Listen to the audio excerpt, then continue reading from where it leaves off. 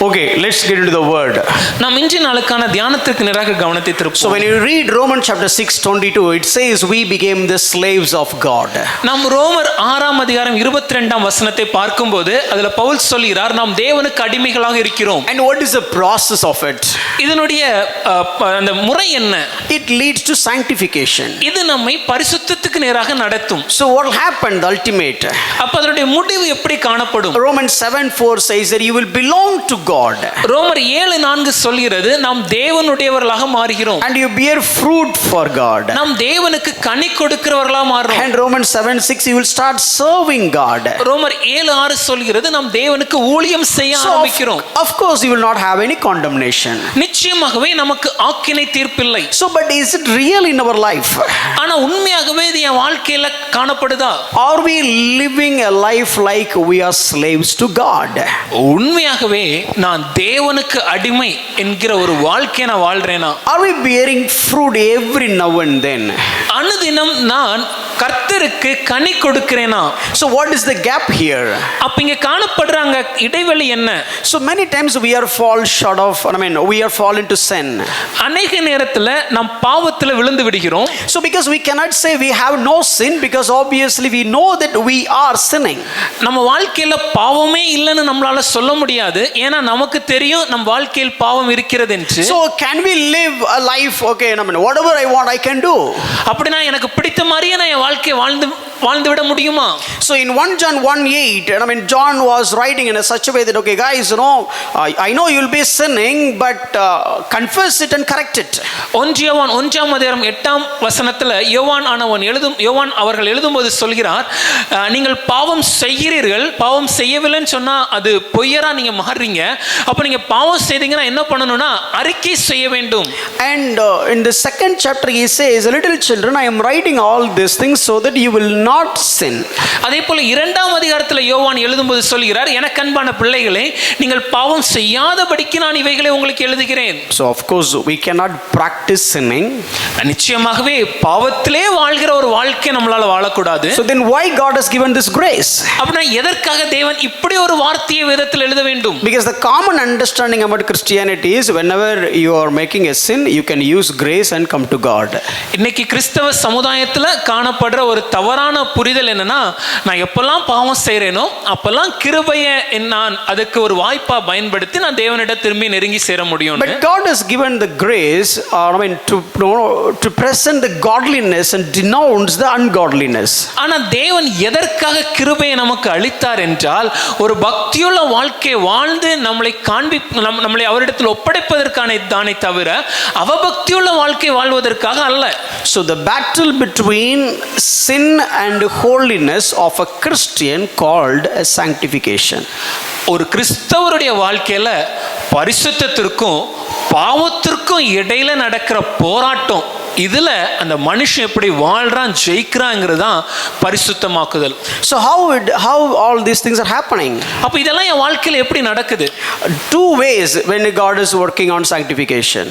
பரிசுத்தமாக்குதலை என் வாழ்க்கையில நடைமுறைப்படுத்துவதற்கு தேவன் 2 விதங்கள்ல செயல்படுறார். One is his truth, the word of God. முதலாவதாக அவருடைய சத்தியமாகிய வேத வசனத்தின் மூலமாக. John chapter 17 verse 17 19 so on.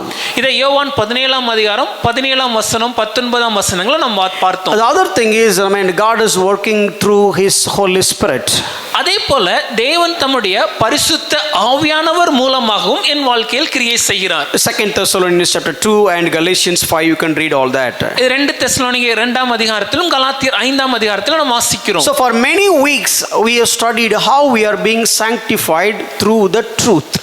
அநேக வாரங்களாக சத்தியம் நம்மை எப்படி பரிசுத்தப்படுத்துகிறது என்பதை நாம் தியானித்தோம்.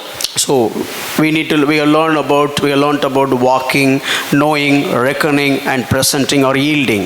நாம் ஏற்கனவே தேவனோடு நடக்கிறதுனா என்னது, அறிவதுனா என்னது, எண்ணிக்கொள்வது என்றால் என்ன, நம்மளை ஒப்பு கொடுப்பது என்றால் என்ன, இந்த தலைப்புகள்லாம் நாம் தியானித்தோம். So then we started studying about how God is sanctifying us using His Holy Spirit.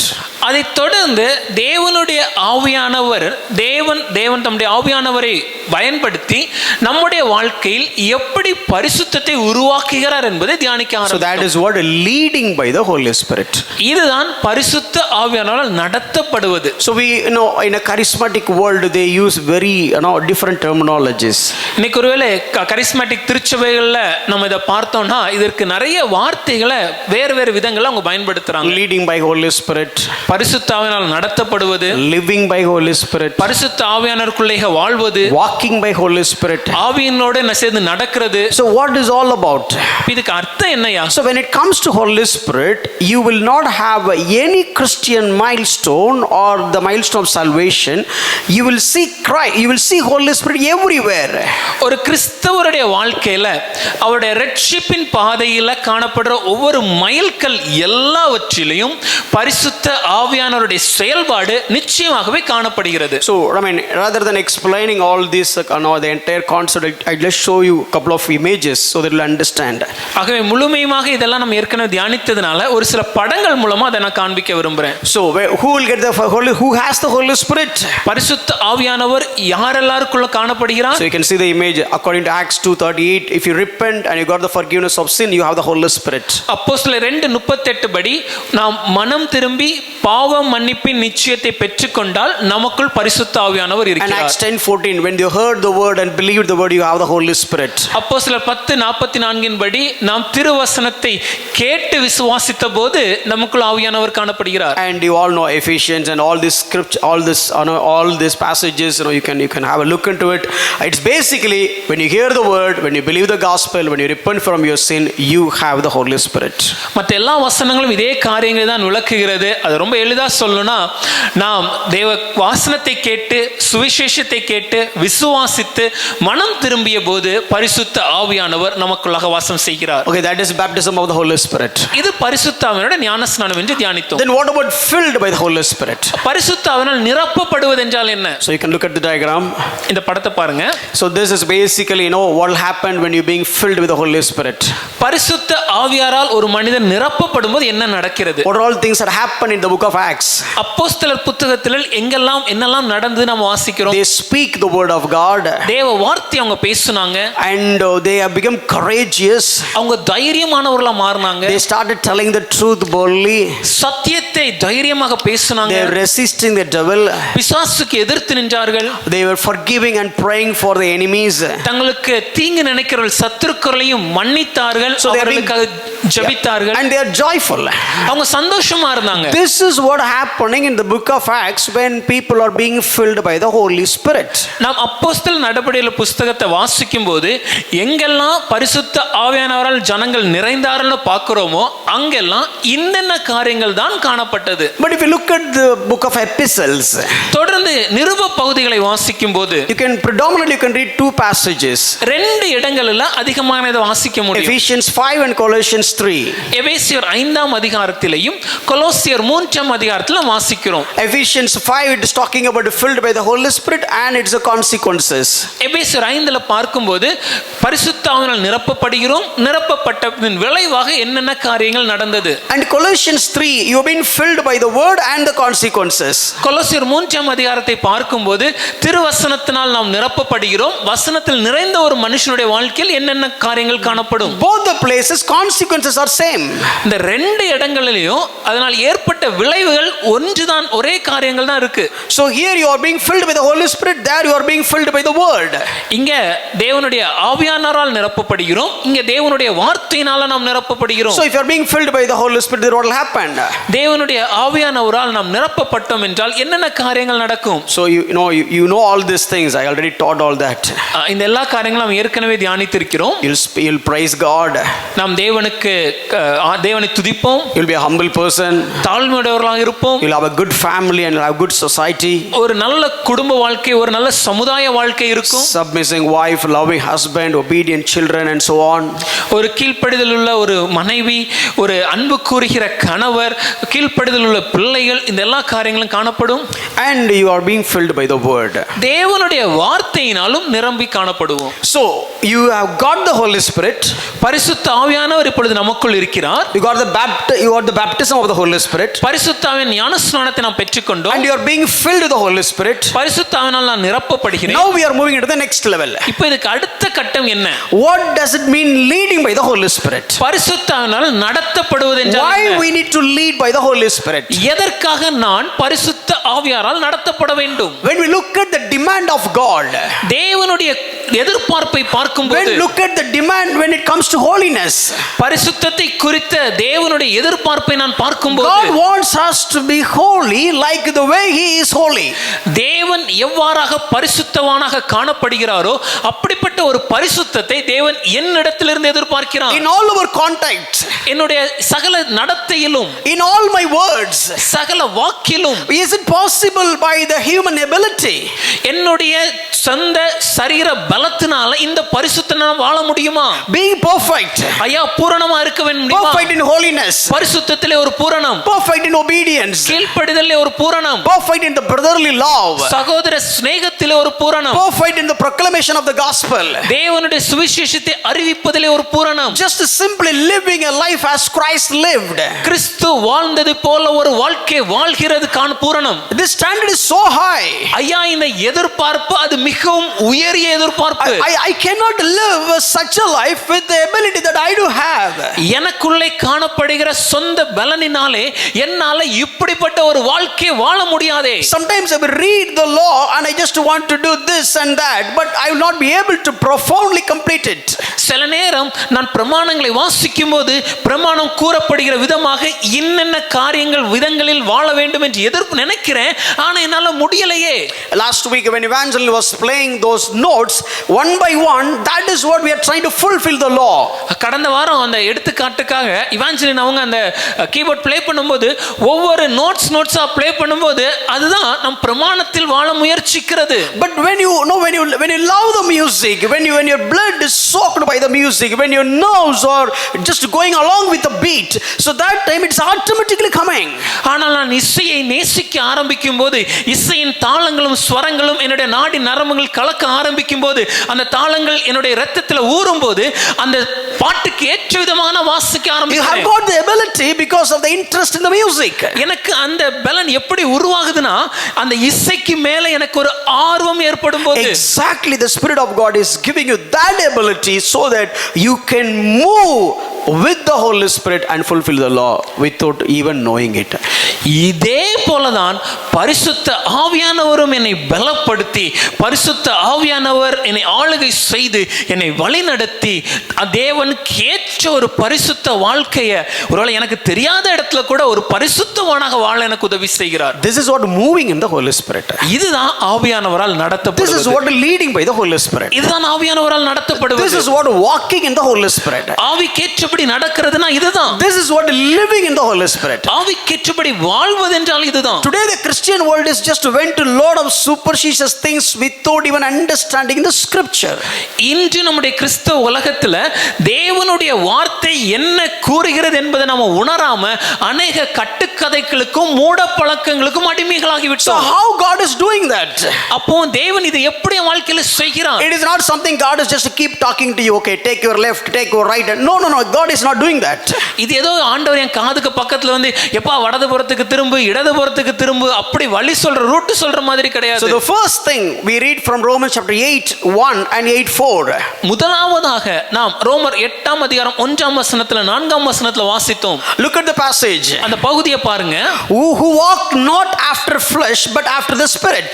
மாம்சத்தின்படி நடவாமல் ஆவியின்படி நடக்கிறவர்களுக்கு. And fourth verse. 4வது வசனம். Who walk not according to the flesh but according to the spirit.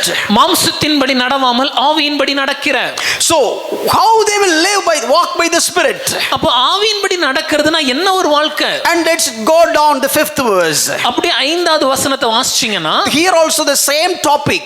இங்கேயும் அதே தலைப்பு, Those who live according to the Spirit, ஆவியின்படி நடக்கிற ஒரு வாழ்க்கை. what they will do, அவங்க எப்படி செய்வாங்க, what God will do in them. தேவன் அவங்களுடைய வாழ்க்கையில் என்னென்ன காரியங்களை செய்கிறார். Set their minds on the things of the Spirit, not set their mind on the things of the world. அவர்கள் மாம்சத்துக்குரியவைகளை சிந்திக்காமல் ஆவிக்குரிய சிந்திக்கிறவர்களாக மாறுகிறார்கள். Okay, this is what we are going to study today. இன்னைக்கு இந்த காரியத்தை தான் நம்ம தியானிக்க போறோம். So far I explained what? இதுவரைக்கும் நான் சொன்னது என்னது? லாஸ்ட் வீக்கோட ரீகேப். கடந்த வாரம் நம்ம கேட்ட செய்தியை சுருக்கமாக உங்களுக்கு சொன்னேன். But I appreciate you are all looking like a good students. ஆனா உங்களை நான் உண்மையாவே பாராட்டுறேன், ஒரு நல்ல ஒரு மாணவனாக நீங்க அதை கவனிச்சதுக்காக. இது எல்லாமே கேட்டதா இருந்தோட புதுசா கேட்குற மாதிரி கேட்டீங்க பாத்தீங்களா? I appreciate it. Though you have heard all these things already, the interest that you shown to receive it as if receiving it the first time. ரொம்ப நல்லா இருக்குல்ல அப்படின்னு கேட்டீங்கன்னு வச்சுட்டுங்களேன், உங்களுக்காக கர்த்தரை நான் ஸ்தோத்திரிக்கிறேன். பட் உண்மையாகவே முதல் தடவை தான் கேட்டு நல்லா பேசுறாங்க அப்படின்னு நீங்க நினைச்சீங்கன்னா I am praying for you. I know I am repeating. எனக்கு தெரியும் நான் மறுபடியும் நான் சொல்றேன்னு. But I want to repeat. ஆனா மறுபடியும் சொல்லணுங்கிறதுக்காக தான் சொன்னேன். I just want this to nail in your heart.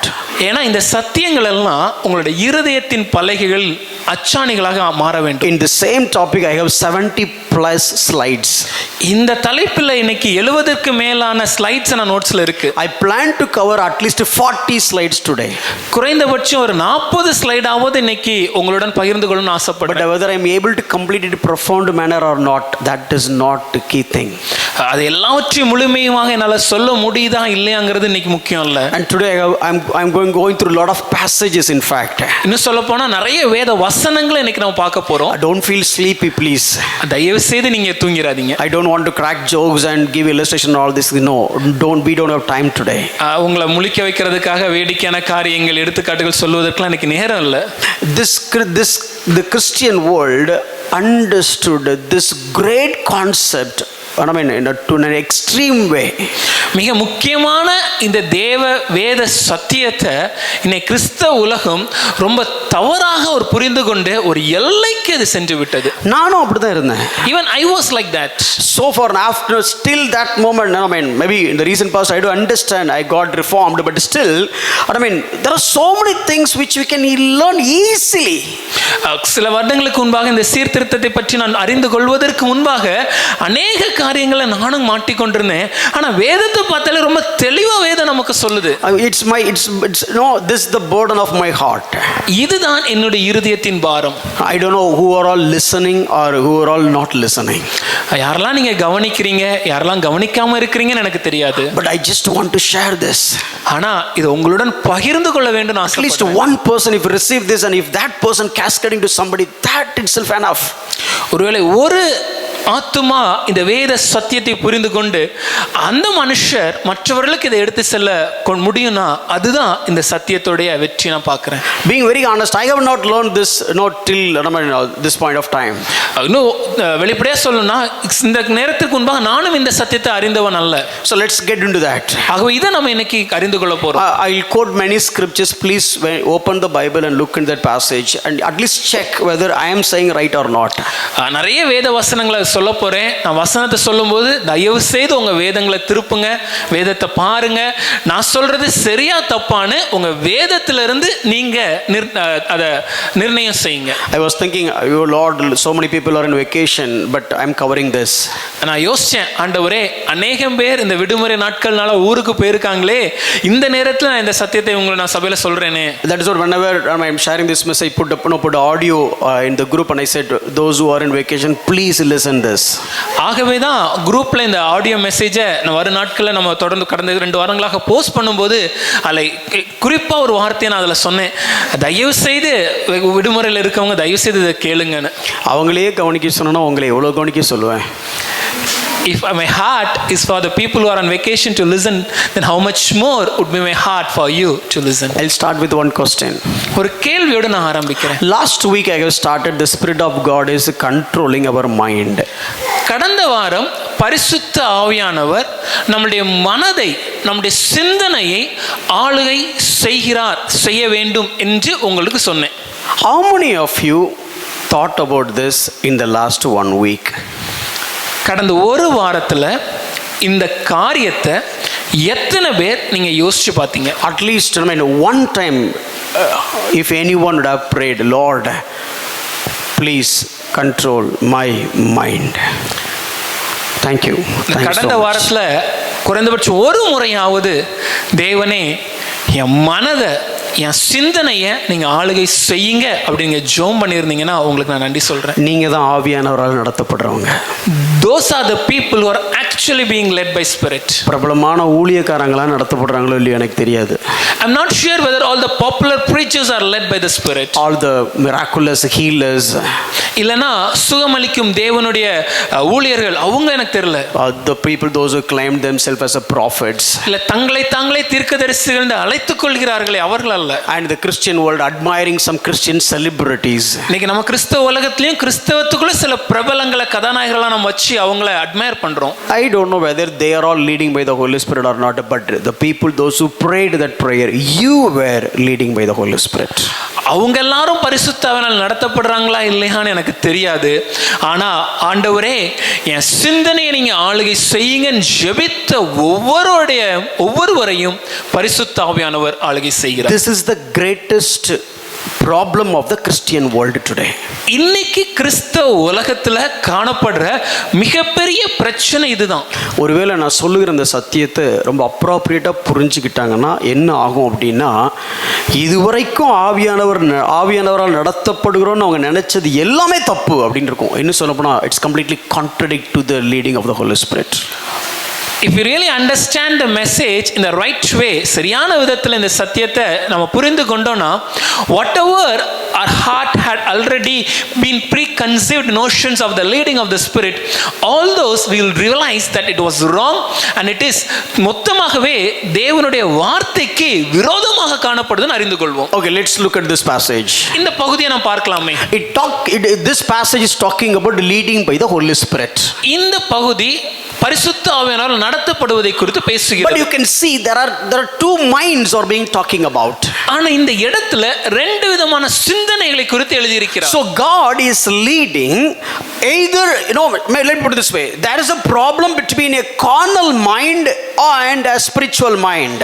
இங்கே உலகத்துக்கேற்ற ஒரு சிந்தனையோட ஒரு மனதிற்கும் பரிசுத்த இல்ல தேவனுக்கேற்ற ஒரு சிந்தனைக்கும் இடையே ஒரு போராட்டம் இருக்கிறது. மாம்ச சிந்தை ஆவியின் சிந்தை. It is carnal mind and spiritual mind. So here if you are leading by the Holy Spirit, you will be leading towards the spiritual mind and not to the carnal mind.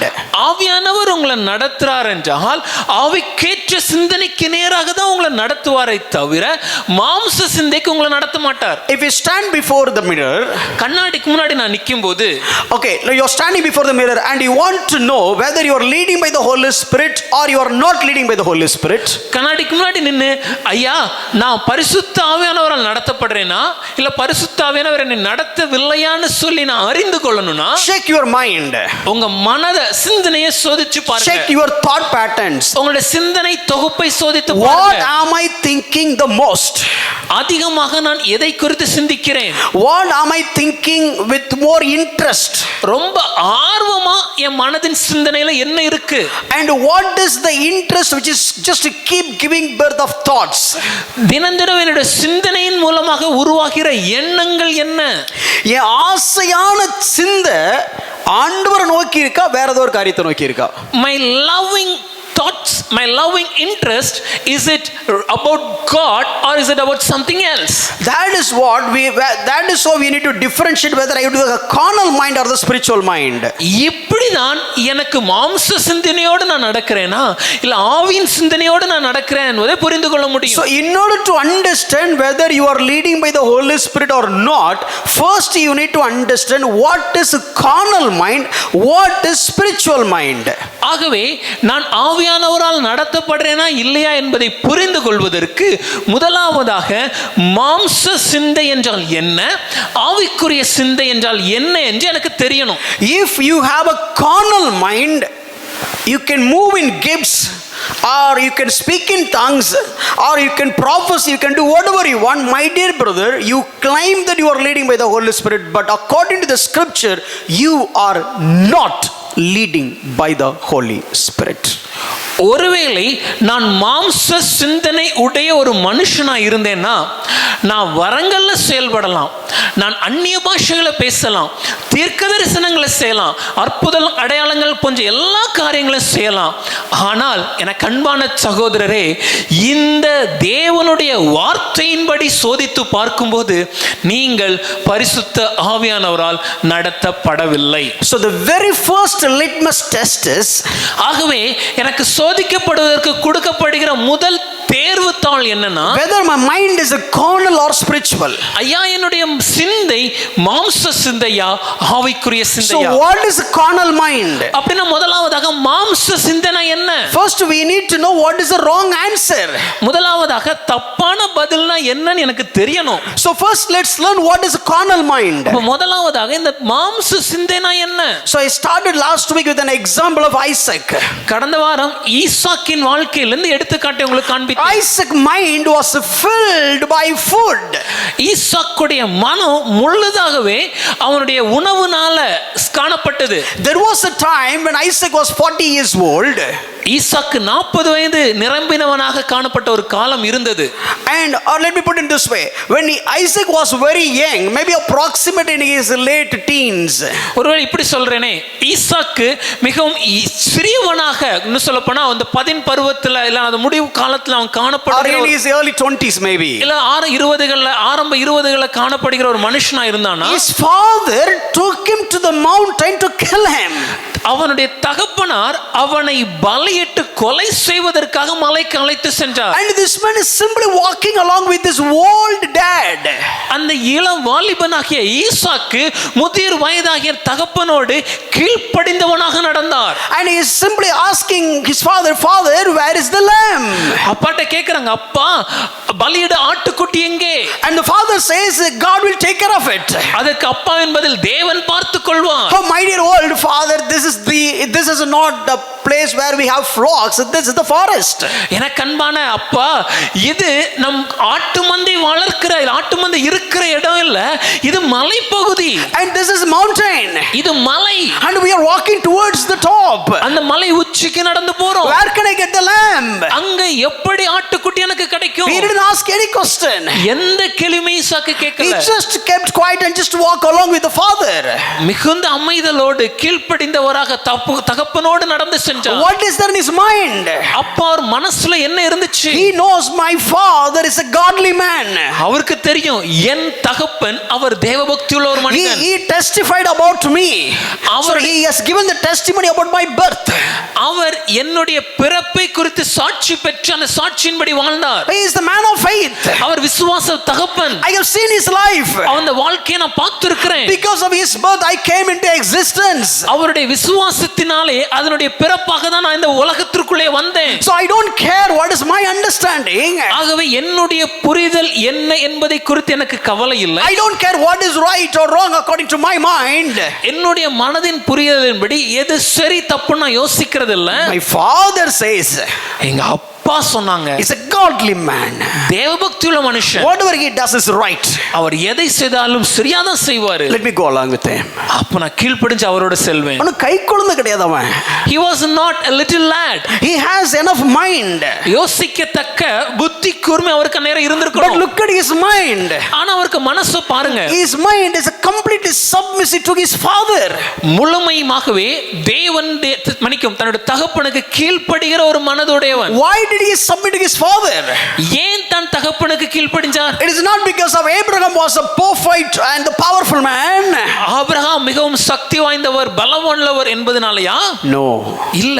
The one reason is Abraham is a godly man. ஒரே காரணம் Abraham தேவபக்தி உள்ளவன் என்பது. So his mind is not filled by the godly man, but his mind is filled by the plan of God. Godly man. Not godly man just like Abraham, but his mind is filled with by God. அவருடைய மனம் முழுமையுமாகவே ஒரு நல்ல மனுஷன் என்பதனால மாத்திரம் அல்ல, தேவனுடைய திட்டம் என்ன என்பதை அறிந்தவனா இருந்ததுனால அவன் கீழ்ப்படிந்தான். எங்க அப்பா என்ன பண்றாரோ எனக்கு அது முக்கியம் இல்லை, எங்க அப்பா தேவன் சொல்றதான் பண்றாரு, அதனால எங்க அப்பாவுக்காக நான் இதை செய்யல, அந்த ஆண்டவருக்காக இதை நான் செய்கிறேன். I simply followed. I need not worry what my father is going to do, because I know whatever my father does, he will do only according to God's plan.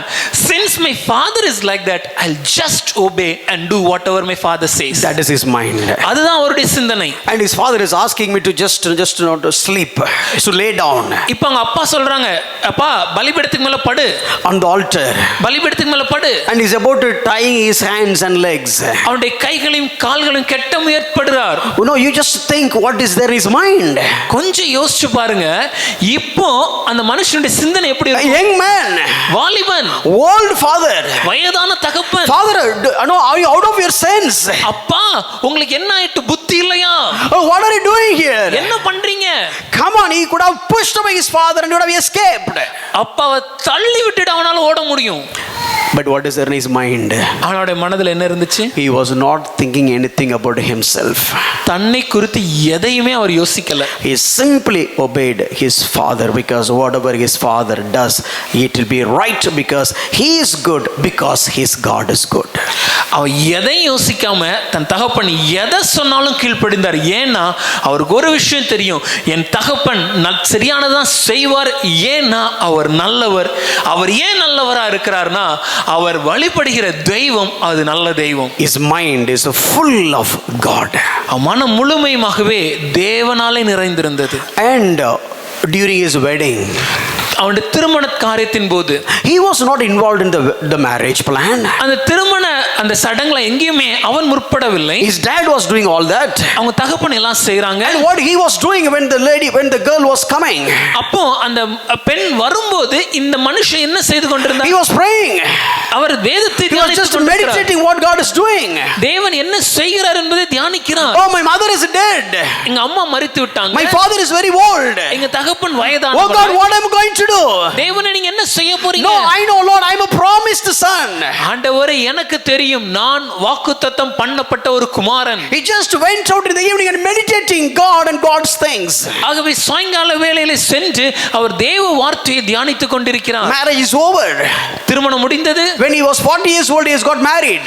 40 வயதில் அவருக்கு திருமணமானது. 20 years there was no baby. 20 வருடங்கள் அவருக்கு குழந்தை இல்ல. He never took a second wife. அதற்காக இன்னொரு மனைவி அவர் எடுக்கவில்லை. He never took the servant. இல்லனா வேலையாளை அவர் சேர்த்துக் கொள்ளவில்லை. He saw what his father has done.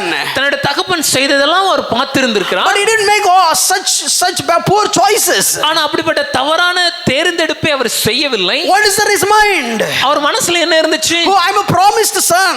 நான் வாக்குத்தத்தம் பண்ணப்பட்ட ஒரு குமாரன். Oh, I know about this God. இந்த தேவனை குறித்து நான் அறிவேன். When my mother was dead, என் அம்மா மரித்தபோது he brought a good wife. ஒரு நல்ல மனைவி எனக்கு அவர் அருளினாரே. Now my wife looks like barren. இப்போ என் மனைவி அவர்கள் வெறுமையாய் காணப்படுறாங்க. I do have all rights to have another woman. இன்னொரு பெண்ணை எடுத்துக்கொள்வதற்கு எனக்கு எல்லா உரிமைகளும் இருந்தாலும் எனக்கு வேண்டாம். Let me pray.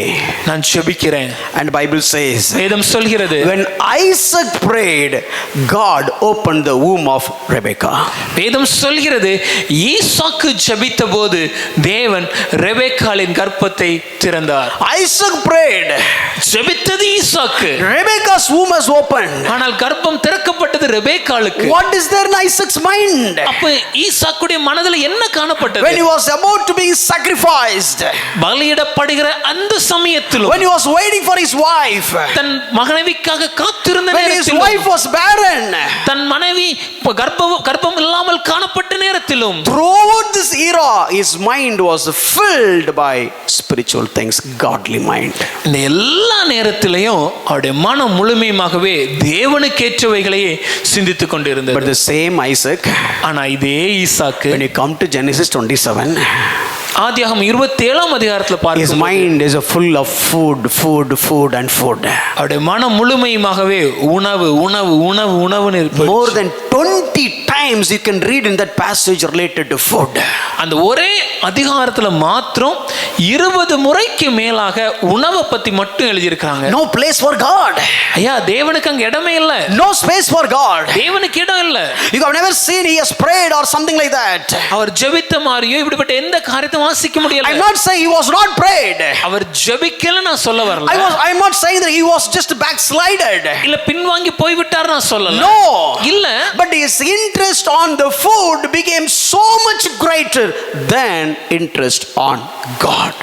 ஆனால் அந்த உணவிற்கு மேல் அவருக்கு இருந்த ஆர்வம் அது மிகவும் அதிகமாகி தேவனுடைய ஆர்வத்தையும் மிஞ்சி அது காணப்பட்டது. When God said I loved Jacob, தேவன் நான் யாக்கோபை சிநேகித்தேன் சொல்லும்போது Isaac said I loved Esau. ஈசாக்கு சொல்றார் இல்ல இல்ல நான் ஏசாவை சிநேகித்தேன். How? ஏன்? Why? ஏன்? Why Isaac you are standing against God's plan? ஈசாக்கே ஏன் தேவனுடைய திட்டத்திற்கு மாறாக நீங்க நிக்கிறீங்க? When God is loving Jacob, தேவன் யாக்கோபை சிநேகித்தேன் சொல்லும்போது why are you loving Esau? நீங்க ஏன் ஏசாவை நேசிக்கிறீங்க? Because Esau was a prayerful man. ஏன் ஈசா ரொம்ப ஜெப வீரன் என்பதனாலயா? No. இல்ல. Because Esau was a pious man. இல்ல ஏசா தேவபக்தியுள்ளவன் என்பதனாலயா? No. இல்ல. Because Esau was an obedient man. இல்ல ஏசா கீழ்ப்படிதல் உள்ளவன் என்பதனாலயா? No. இல்ல. What is the one reason you love Esau not Jacob? யாக்கோபை விட ஏசாவை நீங்க நேசித்ததுக்கான ஒரே காரணம் என்ன? Because ஏன்னா Esau gives me good food. ஏசா எனக்கு வாய்க்கு ருசியான உணவை கொடுப்பாரு. Genesis 25:28. ஆதியாகமம் 25:28. Isaac loved Esau because he ate of his game. ஈசாக்கு ஏசாவை எதற்காக சிநேகித்தார்னா அவர் கொடுத்த அந்த வனவிலங்கு உணவிற்காக. Today, இன்னைக்கு who is Isaac? ஈசாக்கு யார்? You and me are Isaac. நீங்களும் நானும் தான் ஈசாக்கு. And who is Esau? Who is Esau? இன்னைக்கு ஏசா யார்? That is the carnal mind. மாம்சத்தின் சிந்தை தான் ஏசா. Who is Jacob? யாக்கோபு யார்? That is spiritual mind. அது ஆவிக்கேற்ற சிந்தனை. We have a choice. நமக்கு ஒரு தேர்வு இருக்கு. God is asking us to walk in the spirit. தேவன் நம்மை ஆவிக்கேற்றபடி நடக்க வேண்டும் என்கிறார். We know that God loves Jacob. நமக்கு நல்லா தெரியும் தேவன் யாக்கோபை நேசித்தார் என்று. Isaac was so clearly known that God loves Jacob, but still he loved Esau. ஈசாக்கு நன்றாக அறிந்திருக்கிறார் தேவன் யாக்கோபை நேசிக்கிறார் என்று. ஆனாலும் ஈசாக்குடைய மனம் ஏசாவை நேசித்தது. Exactly, this is all the situation where you and me. இதே போல சூழ்நிலை தான் நீங்களும் நானும் காணப்படுறோம். We know what is Esau, who is Esau and who is Jacob. நமக்கு நல்லா தெரியும் ஏசா யாரு யாக்கோபு யாரு. And we know God loves Jacob, not Esau. அது மாத்திரமல்ல நாம் நல்லா தெரியும் கர்த்தர் ஏசாவை அல்ல யாக்கோபை நேசித்தார்னு. But still, ஆனாலும் we love Esau. நமக்கு ஏசா தான் வேணும், ஏசாவை தான் பிடிக்கும். What I am trying to say, நான் என்ன சொல்ல வரேன்? Isaac was a promised son. ஈசாக்கு வாக்குத்தத்தம் பண்ணப்பட்ட குமாரன். You and me are also promised people. நீங்களும் நானும் வாக்குத்தத்தம் பண்ணப்பட்ட சந்ததி. Isaac was the elected one, not Ishmael. ஈசாக்கு தேர்ந்தெடுக்கப்பட்ட ஒரு கூட்டம், இஸ்மவேல் அல்ல. You and me have been elected by God. நீங்களும் நானும் தேவனால் தேர்ந்தெடுக்கப்பட்டோம். And Isaac was so godly. ஈசாக்கு தேவபக்தி உள்ளவனாய் இருந்தான். His mind was filled by godly things. அவனுடைய மனம் முழுவதுமாகவே தேவபக்தி உள்ள சிந்தனையினால் நிறைந்திருந்தது. Even though he was walking over the mountain to be killed, but still he was ready to do that. மலைக்கு ஏறும்போது அது தான் கொல்லப்படுவதற்கு பலியிடப்படுவதற்கு என்பதை அறிந்த பின்பும் அவன் கீழ்ப்படிந்து நடந்தான். When his father called him and taken him to sacrifice, he was ready to go. தகப்பன் அவனுடைய கரத்தை பிடித்து பலியிட அழைத்து சென்றபோது பணிந்து சென்றான். When your father, my father called you to deny yourself, we were ready and we accepted Jesus Christ. உங்கள் தகப்பனும் என் தகப்பனுமாகிய பரமபிதா அவர்கள் நம்முடைய சுயத்தை வெறுத்து அவரை பின்பற்ற வேண்டும் என்று சொன்னபோது அதை ஏற்றுக்கொண்டுதான் கிறிஸ்தவனாக மாறினோம். Oh Lord, I want to accept you. ஆண்டவரே நான் உம்மை ஏற்றுக்கொள்ள விரும்புகிறேன். And this is the demand from God. அதற்கு தேவனுடைய எதிர்பார்ப்பு என்னன்னா, are you ready to deny yourself? உன்னை வெறுக்க தயாரா? Are you ready to carry the cross? சிலுவையை சுமக்க தயாரா? Yeah, sure. ஆமா ஆண்டவரே தயார். Isaac carried the wood. எப்படி ஈசாக்கு அந்த மரத்தை சுமந்தானோ, He was the promised one. வாக்குத்தத்தம் பண்ணப்பட்ட குமாரன், He was the elected one. முன் குறிக்கப்பட்டு தெரிந்தெடுக்கப்பட்ட குமாரன், Chosen by the Father to be denied. தேவனாலே தெரிந்தெடுக்கப்பட்டு பிதாவினாலே தெரிந்தெடுக்கப்பட்டு தான் கொல்லப்படுவதற்காக தெரிந்தெடுக்கப்பட்டவன். You and me are elected one. நீங்களும் நானும் தெரிந்தெடுக்கப்பட்ட You கூட்டம். and me are promised one. நீங்களும் நானும் வாக்குத்தத்தம் பண்ணப்பட்ட கூட்டம். And God called you and me to carry the cross. தேவன் உங்களையும் என்னையும் சிலுவையை சுமப்பதற்காக அழைத்திருக்கிறார். And there was a time we agreed.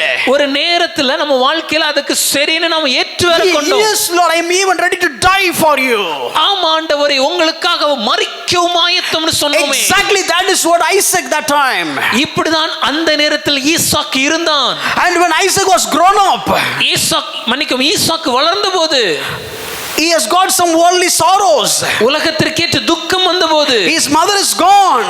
தன் தாயார் மரித்தபோது, He didn't look for something else to comfort. தன்னுடைய ஆறுதலுக்காக வேற எதையும் தேடி போகல. He looked for God. தேவனை நோக்கி பார்த்தான். And God provided Rebecca. தேவன் ரெபெக்காளை அருளினார். And he's got the comfort. அப்போ மனதில் ஒரு சந்தோஷம், ஆறுதல். And you and me all. நீங்களும் நானும் There were times we got worldly sorrows. சில நேரம் உலகத்திற்கேற்ற துக்கம் நம்மளை ஆட்கொள்ளும் And போது, we are godly people. நாம் தேவ பக்தியுள்ள கூட்டம் அல்லவா? We don't get the entertainment at the world. ஆகவே உலகத்திலிருந்து நம்ம பொழுதுபோக்க நம்ம தேடுறதில்ல. We don't want to come out with the worldly things. உலகத்து காரியத்துக்குள்ளே வாழ நம்ம விரும்பவில்லை. There were times we look for God. அந்நேரத்துல தேவனை நோக்கி பார்த்து, God please help me. தேவன் எனக்கு உதவி செய்யும். Turn this sorrow into joy. இந்த துக்கத்தை சந்தோஷமாய் மாற்றும் And ஐயா. we enjoyed the presence of God. தேவனுடைய பிரசன்னத்தை அப்படியெல்லாம் நாம் அனுபவிச்சோமே. அப்படியே இந்த வாழ்க்கை பழகிடுச்சு. And our life got used to it. And Isaac doesn't have the baby. ஈசாக்குக்கு குழந்தை இல்ல. And he prayed. ஜெபித்தார்.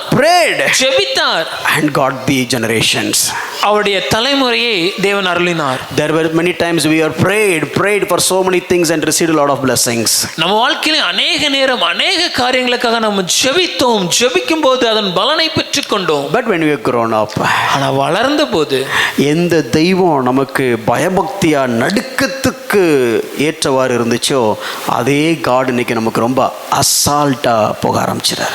The same God who was like the fear of God and the same God who was like the honorable one has become so light and easy and we take it for granted. நான் சொல்றது எத்தனை பேருக்கு புரியுது? Hope you are following me. Isaac was so sensitive to God, but now so sensitive to food. முன்னே தேவனுக்கு மிகவும் கரிசனை உள்ளவனாக காணப்பட்ட உணர்வுள்ளவனாக காணப்பட்ட இந்த ஈசாக்கு இப்போ உணவுக்கு பின்னாடி, சாப்பாட்டுக்கு பின்னாடி உணர்வுள்ளவனா மாறிட்டான். Let me tell you this.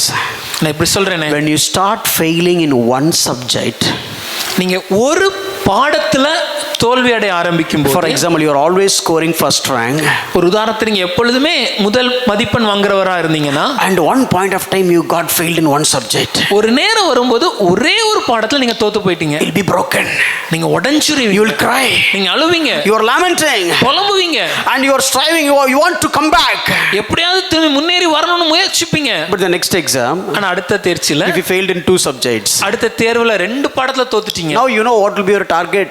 இப்போ உங்க மனசுல இருக்கக்கூடிய இலக்கு என்ன தெரியுமா? Okay, at least I need to be like, one subject fail, now okay, now how come it is two subjects?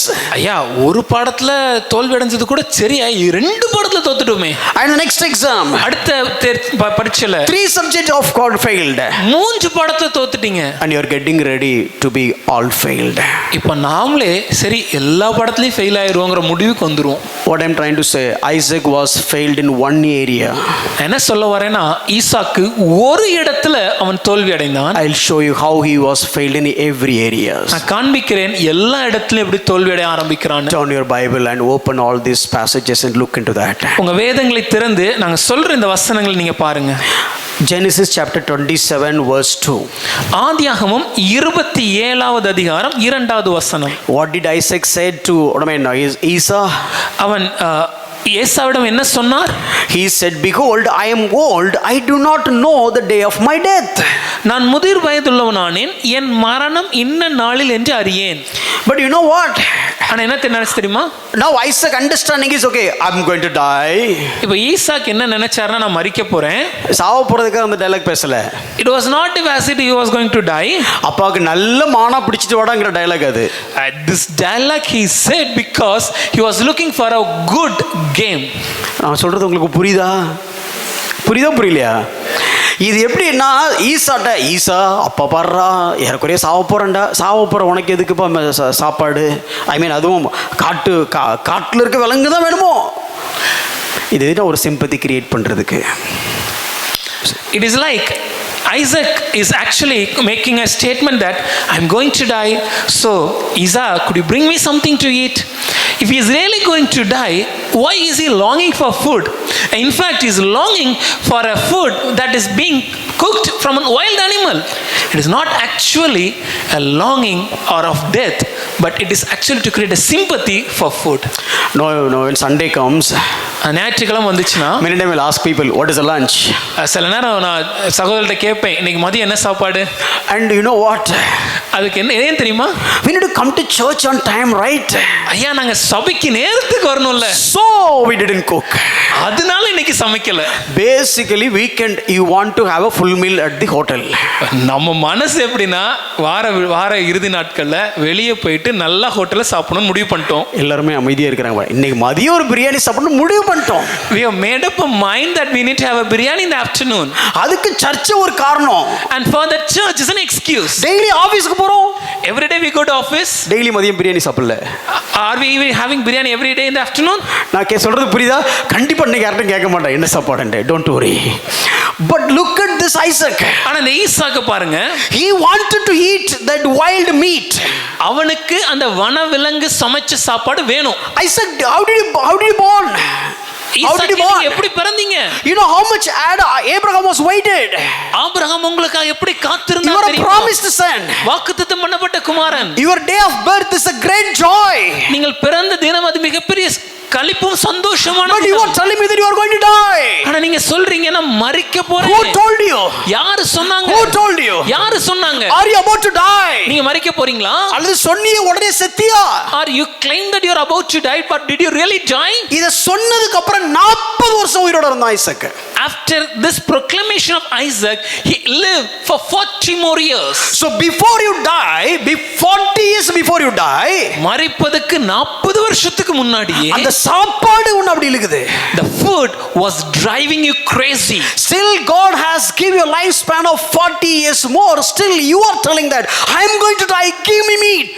தேவன் இன்னும் உங்களுக்கு 40 வருட வாழ்க்கையை கொடுத்திருக்கிறார். ஆனா நீங்க என்ன சொல்றீங்க? நான் சாக போறேன், அதனால எனக்கு சாப்பாடு வேணும். Genesis 35:28. ஆதியாகமம் 35:28. Isaac lived for 180 years.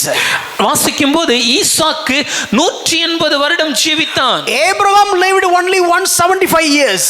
Abraham வாழ்ந்தது 175 வருடம். In fact, Isaac's son Jacob lived only 147 years. இன்னும் சொல்லப்போனா ஈசாக்குடைய குமாரனாகிய யாக்கோபு வாழ்ந்தது 147 வருடம். But Isaac lived 180 years. ஆனா ஈசாக்கு 180 வருடம் உயிரோடி வாழ்ந்தார். Approximately when he was 140 years, கிட்டத்தட்ட உத்தேசமா அவருடைய வயசு 140 இருக்கும்போது அப்பா சாவ போறேன்ப்பா, ஒரு நல்ல கறி வெச்சு கொடுப்பா. He's asking, I'm about to die, could you give me a good food to eat? இந்த காலத்துல பைபிள் ஜெபம் தானே இருந்திருக்கணும். Old age, what he should have been doing is spending his time in prayer and Bible. But look at this guy. ஆனா அந்த மனுஷனை பாருங்களேன். His mind, அவருடைய மனம் full of food. முழுசா அந்த சாப்பாடுனால நிறைஞ்சிருந்தது. That carnal mind, அவருடைய மாம்ச சிந்தை, it started forgetting who is God. தேவன் யாருங்கறத மறந்து, what is God's plan, தேவ திட்டத்தை மறந்து, what is God's interest, தேவனுடைய நோக்கத்தை மறந்து, what God had promised, தேவனுடைய முன் அறிவிப்பை மறந்து, don't even bother about to think about God. தேவனை குறித்து குறித்து யோசிக்கிறதே மறந்து, that mind is simply thinking about himself. தன்னை குறித்து மாத்திரம் சிந்திக்க ஆரம்பித்து, He is not only failing in that area. அந்த ஒரு இடத்துல மாத்திரம் அவர் தோல்வி அடையல. My dear friend, எனக்கு அன்பானவர்களே, once you start fail in one subject, நீங்க ஒரு பாடத்துல தோல்வி அடைய ஆரம்பிச்சீங்கன்னா, in your spiritual subject, உங்களுடைய ஆவிக்குரிய பாடத்துல, let me tell you, நான் ஒரு விஷயத்தை சொல்றேன், you will fail one by one. ஒவ்வொரு பாடங்களாக தோல்வி அடைய Here ஆரம்பிப்பீங்க. Isaac was failed when it comes to food. இங்க சாப்பாடுங்கிற பரீட்சையில முதலாவதாக ஈசாக்கு தோற்று போனான். Maybe it is simple, it's like an easy thing. ஒருவேளை ரொம்ப எளிதா அதை நம்ம You பார்த்துறோம், can take it lightly. ரொம்ப எளிசாத But கையாளுறோம். Isaac's failure has started here and it is continuing in everywhere. ஈசாக்குடைய தோல்வி இங்க ஆரம்பிச்சது, அது மற்ற ஒவ்வொரு இடத்துலயும் அப்படி பரவ ஆரம்பிச்சது. All his senses are gone. அவருடைய உணர்வுகள் எல்லாம் மழுங்கி விட்டது. Genesis 27:1. ஆதியாகமம் 27:1. His eyes became so dim. அவருடைய கண்கள் இருளடைந்தது. He couldn't see. அவரால பார்க்க முடியல. And no, but still he was looking for the meat. ஆனாலும் எனக்கு சாப்பாடு வேணுங்கிற ஒரு எண்ணம். சார், எலும்பு எது பீசுது கூட கண்டுபிடிக்கிறது கஷ்டம் உங்களுக்கு. Sir, you are in old age with eyes dim and you will not be able to differentiate between a piece and meat and the bones. Whether I'll be able to see it or not, I need meat. பார்க்க முடியுதோ இல்லையோ எனக்கு சாப்பாடு வேணும். Even his touching sense is gone. அவருடைய தொடுகிற அந்த உணர்வை கூட அவர் இழந்து விட்டாரு. Why? How do you say that? எப்படி சொல்றேன்? He couldn't find a difference between the skin of the goat and a hairy coat. தன்னுடைய ஒரு ஆட்டு தோலுக்கும் ஆட்டு தோல் மாதிரி உண்டாக்குன ட்ரெஸ்ஸுக்கும் வித்தியாசம் தெரியல அவனுக்கு. He lost the sense of touch, that he is not able to differentiate a hairy coat and the skin of a goat. This guy has put a coat of skin. ஐயா, ஒரு ஆட்டுத்தோல் போர்த்திய ஒரு Dress-ஓட வரான். And he was just touching him. அப்பா அவனை தொட்டு பார்க்கறாரு. He couldn't find the senses whether it is a real hair or the hair of goat. ஐயா, இது உண்மையாகவே ஒரு மனுஷனுடைய முடியா இல்லனா ஒரு ஆட்டுனுடைய முடியான்னு கூட அவரால வித்தியாசம் காண முடியல. நீங்களே கொஞ்சம் கற்பனை அதை யோசிச்சு பாருங்க. Just imagine this in your mind. ஏசாவுக்கு உடம்புல முடி எனக்கு புரியுது. I understand that Esau had hair in his body. He has body hair, I do understand. அவருடைய சரீரத்துல முடி இருந்தது. But does he look like a goat? அதுக்கு ஒரு ஆட்டு மாதிரி அவருக்கு காணப்பட்டிருக்கும். ஆடு மாதிரியா முடி வளர்த்திருந்திருப்பான், முடி இருந்திருக்கும் உடம்புல. Will his body hair be like something of a goat? This guy simply put a simply has a dress which is made by the hair of goat, and this guy touched, the body is the body of Asa. ஒரு ஆட்டு தோல் அந்த ரோமத்தை தலைமை போட்டு வந்து அதை ஈசாக்கு தொட்டு பார்க்கும்போது ஆமாமா இது ஏசா தான் சொல்லி சொல்றார். He lost the sense of touching. தன்னுடைய தொடுதலை அவர் இழந்து விட்டார். But still, ஆனாலும் he want the meat. அவருக்கு சாப்பாடு வேணும். சாப்பாடை பிச்சு சாப்பிட முடியுமான்னு கூட தெரியல, உணர்வு இருக்கான்னு தெரியல. நம்ம அந்த கறி வந்துட்டாங்கிறத எப்படி பார்ப்போம், உடனே வாயில போட்டு பார்ப்போன்றாதீங்க. இப்படி தட்டின உடனே அந்த லேயரா கட் ஆகணும், அப்படின்னா வெந்துருச்சுன்னு சொல்லுவோம். I'm not sure whether he'll be able to differentiate whether the meat is good, because generally to understand whether the meat is cooked or not, we'll take it and we'll try to press it so that if it is getting turned into layer by layer, then we know that it is really cooked well. But still, ஆனா I want that meat. எனக்கு அந்த சாப்பாடு வேணும். And when Jacob came so shortly, ரொம்ப வேகமாக யாக்கோபு வந்தபோது, and his question, அப்போட கேள்வி, did you get so quickly? எப்படி இவ்வளவு வேகமா கிடைச்சது? Now my expectation you go to the deepest wild forest and find some game from there. என்னோட எதிர்பார்ப்பு என்னன்னா, அந்த காட்டுக்கு, அதுல அந்த அடர்ந்த காட்டுக்குள்ள அது மத்தியில போயிட்டு அங்க போயிட்டு எனக்காக ஒரு நல்ல வனவிலங்கை வேட்டையாடிட்டு வரணும்னு. போற வழியிலே ஏதோ மாட்டிடுச்சோ? Did it something on the way you went and you found something and you brought it? And Jacob was so cunning. அதுக்கு யாக்கோபு இவருக்கு மேல, God has given daddy. தேவன் கொடுத்தாரப்பா. For you daddy. உங்களுக்காகப்பா. From where? எங்க இருந்து? From our backyard. நம்ம வீட்டுக்கு பின்னாடி இருந்து. அப்போ யோசிக்க தோணல பாருங்க. Even at that time Isaac was not able to realize. இங்க இருந்து காட்டுக்கு போறதுக்கு time ஆயிருக்கும்டா. To walk from here and go into the jungle, that itself would take time. Even in that time you got one and you cooked one and you prepared and your presence presenting the food now. இவ்வளவு வேகமாக போயிட்டு அதை பிடிச்சிட்டு சமைச்சிட்டு அதை தயார் செஞ்சு அதை இப்ப கொடுக்க வர செய்யறோம். He has lost the sense of logical thinking as well. ஒரு சமயோத மனதோட சிந்திக்கிற அந்த திறனை கூட அவர் இழந்து விட்டார். Touching sense is gone. தொடுகிற அந்த உணர்வு இல்ல. Seeing sense is gone. பார்க்கிற உணர்வு இல்ல. And there's a logical reasoning is gone. யோசிக்கிற சிந்தனை இல்ல. And let me tell you one more thing. அது மாத்திரமல்ல, this hearing skin is also gone. Hearing sense is also gone. கேட்கிற அந்த திறனை இழந்து விட்டார். Do you think that Jacob went with the bass voice of Esau? யாக்கோபு போயிட்டு ஏசா மாதிரியே ஒரு கனத்த குரலோட பேசியிருப்பாரா? அவர் என்ன பல குரல் மன்னனா என்ன? Is he a mimicry artist? Bible didn't say that Jacob spoke like Esau. அப்படி பைபிள் சொல்லல. வேதம் சொல்லும்போது யாக்கோபு ஏசாவை போல பேசினான்லாம் சொல்லல. He covered himself with the skin of goat. I do understand that. அவன் தன் சரீரத்தை ஒரு ஆட்டு தோலினால போர்த்தி கொண்டான்னு சொல்றது புரியுது. But he didn't change his modulation. ஆனா தன்னுடைய குரல் எல்லாம் மாத்தி பேசன மாதிரி இல்ல. He simply came and spoke like Jacob only. அவன் யாக்கோபு போலவே வரான், யாக்கோபு போல பேசுறான். And Isaac had a doubt. Yes, ஈசாக்கு ஒரு கேள்வி வேற வருது. He didn't call Rebecca. உடனே ரெபெக்காளை கூப்பிட்டு, or he didn't call any servants. இல்ல ஏதாவது ஒரு வேலைக்காரரை கூப்பிட்டு, he didn't call any helper. இல்ல ஏதாவது உதவியாளரை கூப்பிட்டு, hey guys, check whether it is Esau or Jacob. ஐயா இது ஏசாவா இல்ல யாக்கோபான்னு அவர் கேட்கல. I feel like Esau but his voice like Jacob. Can you please someone help me? தொட்டு பார்த்தா ஏசா மாதிரி இருக்கு, ஆனா சத்தமோ யாக்கோபுடைய சத்தம், எனக்கு உதவி செய்ய முடியுமா? ஏன் தோணல? Why he was not asking? ஏனா முன்னால சட்டில இருந்து கமகமன் மனம் வந்துட்டு இருக்கு. Because from the beautiful the smell of the food is actually kindling his earbuds. Sir, you are dealing God's blessings. ஐயா தேவனுடைய ஆசீர்வாதத்தை இப்ப நீங்க கையாள்றீங்க. You are going to bless somebody who has not chosen by God. தேவனால தெரிந்தெடுக்கப்படாத ஒரு மனுஷனை ஆசீர்வதிக்க முடிவெடுக்கிறீங்க. Sir, சொத்தை எழுதி வைக்க போறீங்க நீங்க இப்போ. You are about to write your entire property. ஒரு சட்டி சோத்துக்காக சொத்தையே நீ மாத்துற. Just for a bowl of food you are ready to give up the destiny of your properties. He lost all his senses. சகல உணர்வையும் அவன் இழந்து விட்டான். His mind became so carnal. அவனுடைய மனம் மாம்ச சிந்தனையாக இருந்தது. Food. சாப்பாடு. Food. சாப்பாடு. Whether God's blessing, whether I need to handle it seriously or lethargically, I need food.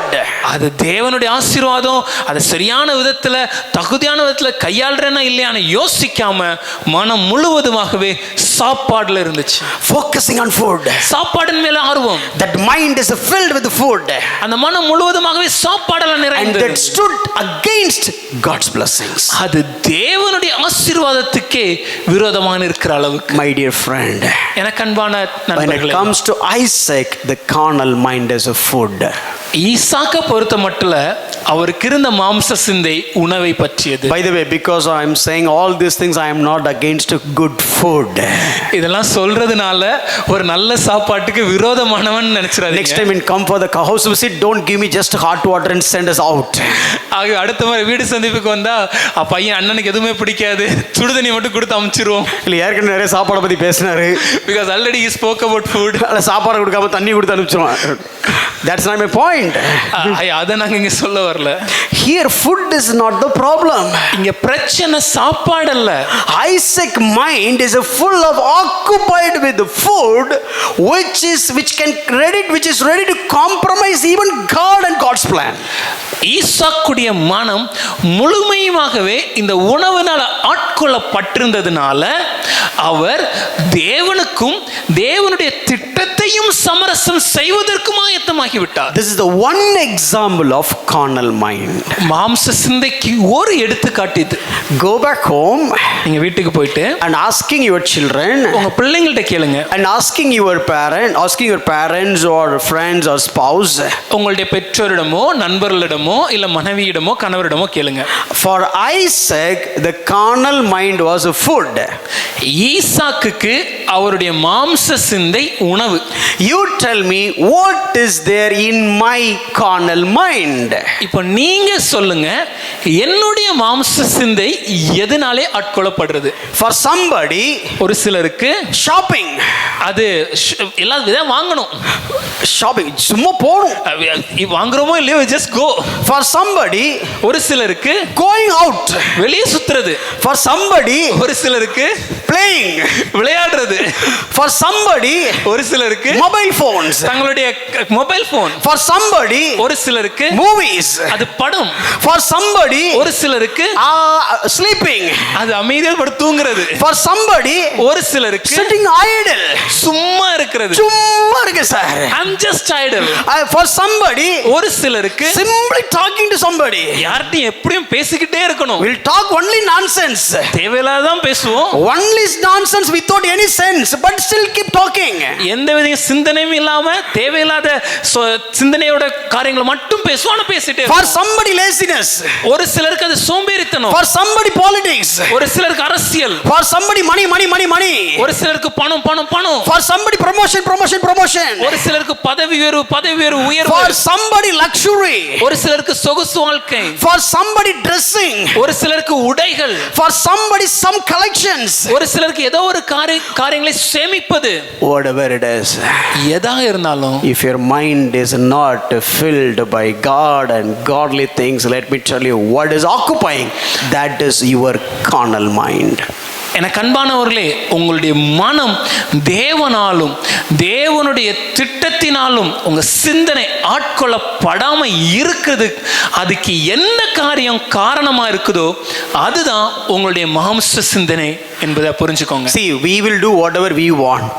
நம்ம எப்படின்னா நமக்கு பிடிச்சதை நம்ம செய்வோம். Whatever our mind says, we'll do it. நம்ம மனதில் எது தோணுதோ அதை செஞ்சிருவோம். But he'll portray that Spirit of God leads me, brother. ஆனா எப்படி சொல்லுவோம்னா, ஆவியானவர் என்ன நடத்துனாரு brother, I like that girl. எனக்கு அந்த பொண்ணை பிடிச்சிருக்கும். It's not just my choice. ஆனா நான் முடிவெடுக்கல. When I come to church, சபைக்கு வந்தபோது the very first day, முதல் நாள்ல she is also coming opposite. அந்த பொண்ணியே எதிரில வரணும். And that girl is also coming. அந்த பொண்ணு எதிரில வந்தாங்க. And அது மட்டும் இல்லாம on that particular day I was praying for a bride. அன்னைக்கு காலையில தான் எனக்கு திருமணத்துக்கு என் வருங்கால மனைவிக்கா ஜெபம் பண்ணேன். And I was keep praying. ஜெபம் பண்ணிட்டே இருந்தேன். And when coming and seeing that girl, அப்படி வரும்போது அவங்கள பார்த்தேன். I felt the peace. என் மனசுல தேவ சமாதானம். இப்போ என்ன சொல்ல வரீங்க? So what I'm trying to say, basically in your carnal mind you forget about God, you forget about everything, you are looking for a woman. உங்க மாம்ச சிந்தனையில தேவனை பற்றி தேவ சிந்தனையை பற்றி எல்லாத்தையும் மறந்துட்டு ஒரு பெண்ணை நீங்க தேட ஆரம்பிச்சிட்டீங்க. You are looking for a bride. ஒரு வருங்கால மனைவியை தேடுறீங்க. இது bride செட் ஆகுமா? Will this one work? இது bride செட் ஆகுமா? Will this one work? இது bride செட் ஆகுமா? Will this one work? டக்குனு ஒன்னு பிடிச்சிருச்சு. And we like one. இதெல்லாம் உங்களுக்கு எப்படி தெரியும் எனக்கு கேட்க கூடாது. Don't ask me how do you know all these things. You all know when you were in that stage you will think. ஏன்னா இந்த வயசுல நீங்க இருக்கும்போது இத பத்தி தான் யோசிப்பீங்க. பொண்ணு பார்த்துட்டு இருக்கும்போது நம்ம என்ன யோசிப்போம்னா இது எப்படி இருக்கு, இது whomever will look will have that approach. When you're actually looking for a bride, நம்ம யாரை பார்த்தாலும் நம்மளுடைய மனம் will this be the one, will this be the one, will this be the one. Don't use Spirit of God for all your carnal mind leading. ஐயா, ஆவியானவர் தான் நடத்துறாருன்னு சொல்லிட்டு உங்க மாம்ச சிந்தனையில ஏற்படுற எல்லா எண்ணங்களுக்கும் அவர் பேரை பயன்படுத்தாதீங்க. So for example, ஒரு உதாரணத்திற்கு, I mean we know we do sermon. நாம இங்க செய்தி கொடுக்கிறோம். And after the sermon, செய்தி கொடுத்த பின்பு everybody is appreciating Sylvan. எல்லாரும் வந்து என்ன பாராட்டுறாங்க. Basically sermon is mine.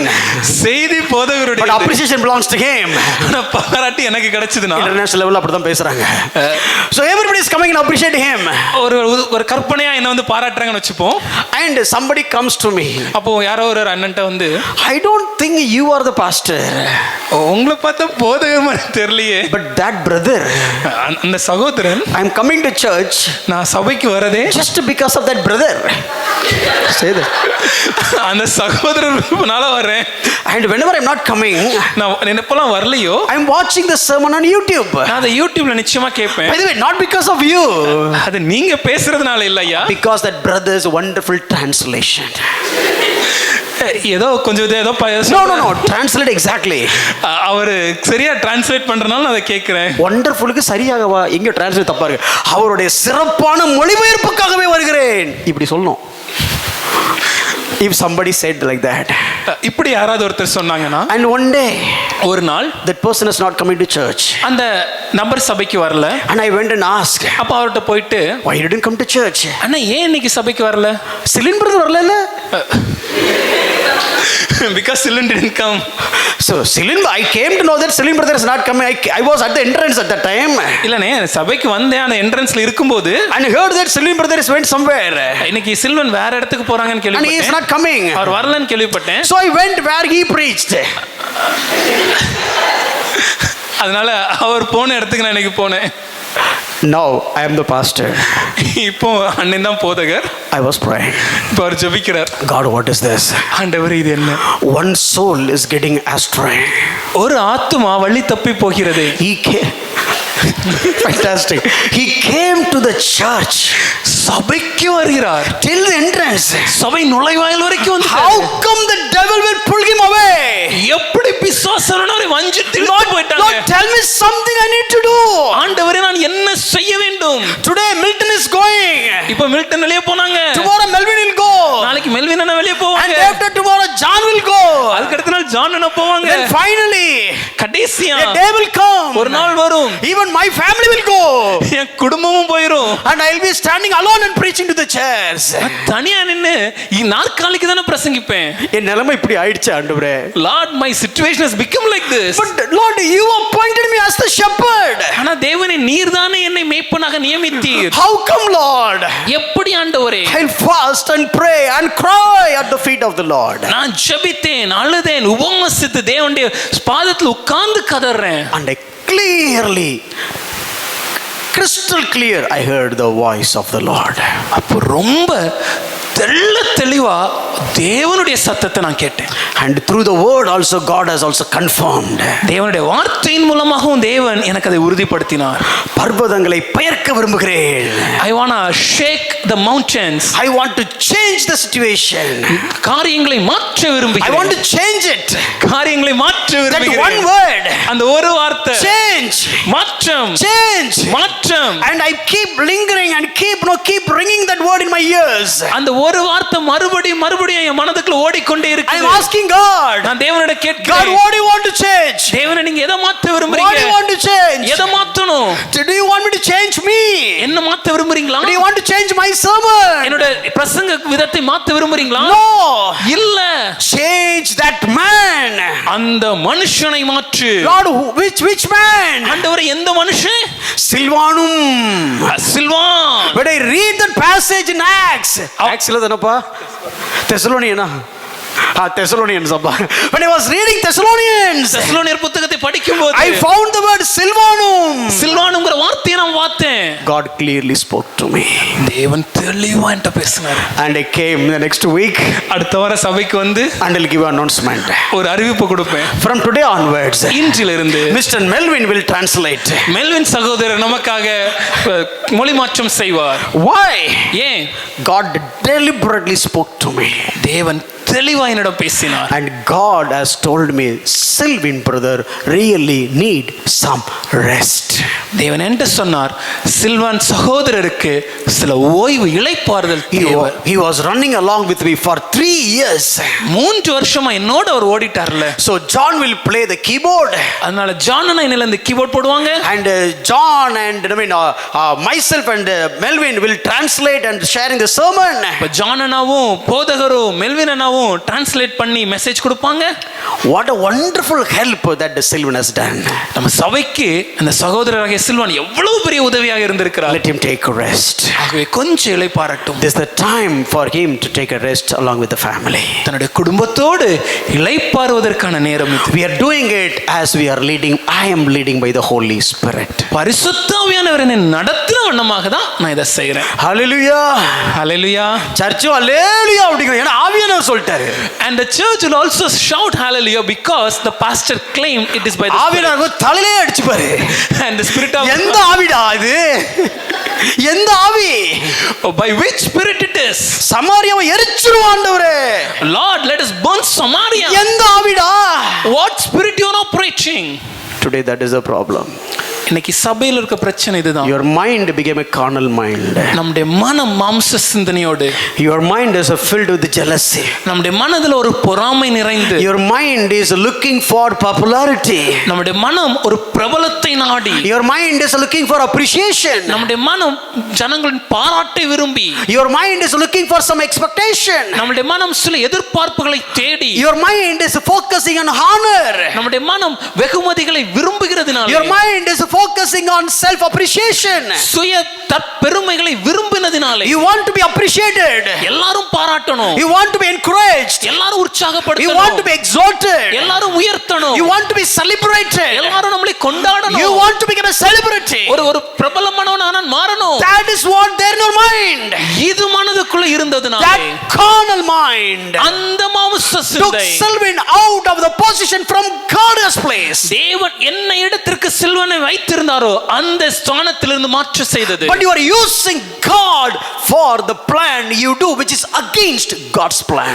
ஆனால் தேவ திட்டத்துக்கு மாறாக நீங்கள் ஒரு திட்டத்தை செய்துவிட்டு அந்த திட்டத்தை செயல்படுத்துவதற்கு தேவனுடைய பெயரையே பயன்படுத்துறோம். இதுக்கு பேர் ஆவியானவர் நடத்துனாருண்டு. And we claim we are led by the Spirit. இப்படிலாம் ஆவியானவர் எங்கேயும் நடத்துறதே கிடையாது. Such kind of a leading will not be done by the Spirit at every point of any point of time. If somebody says the Spirit of God is leading me and asking me to say this to you brother அப்படினு சொன்னாங்கன்னா எடுத்துக்காதீங்க. It's a lie.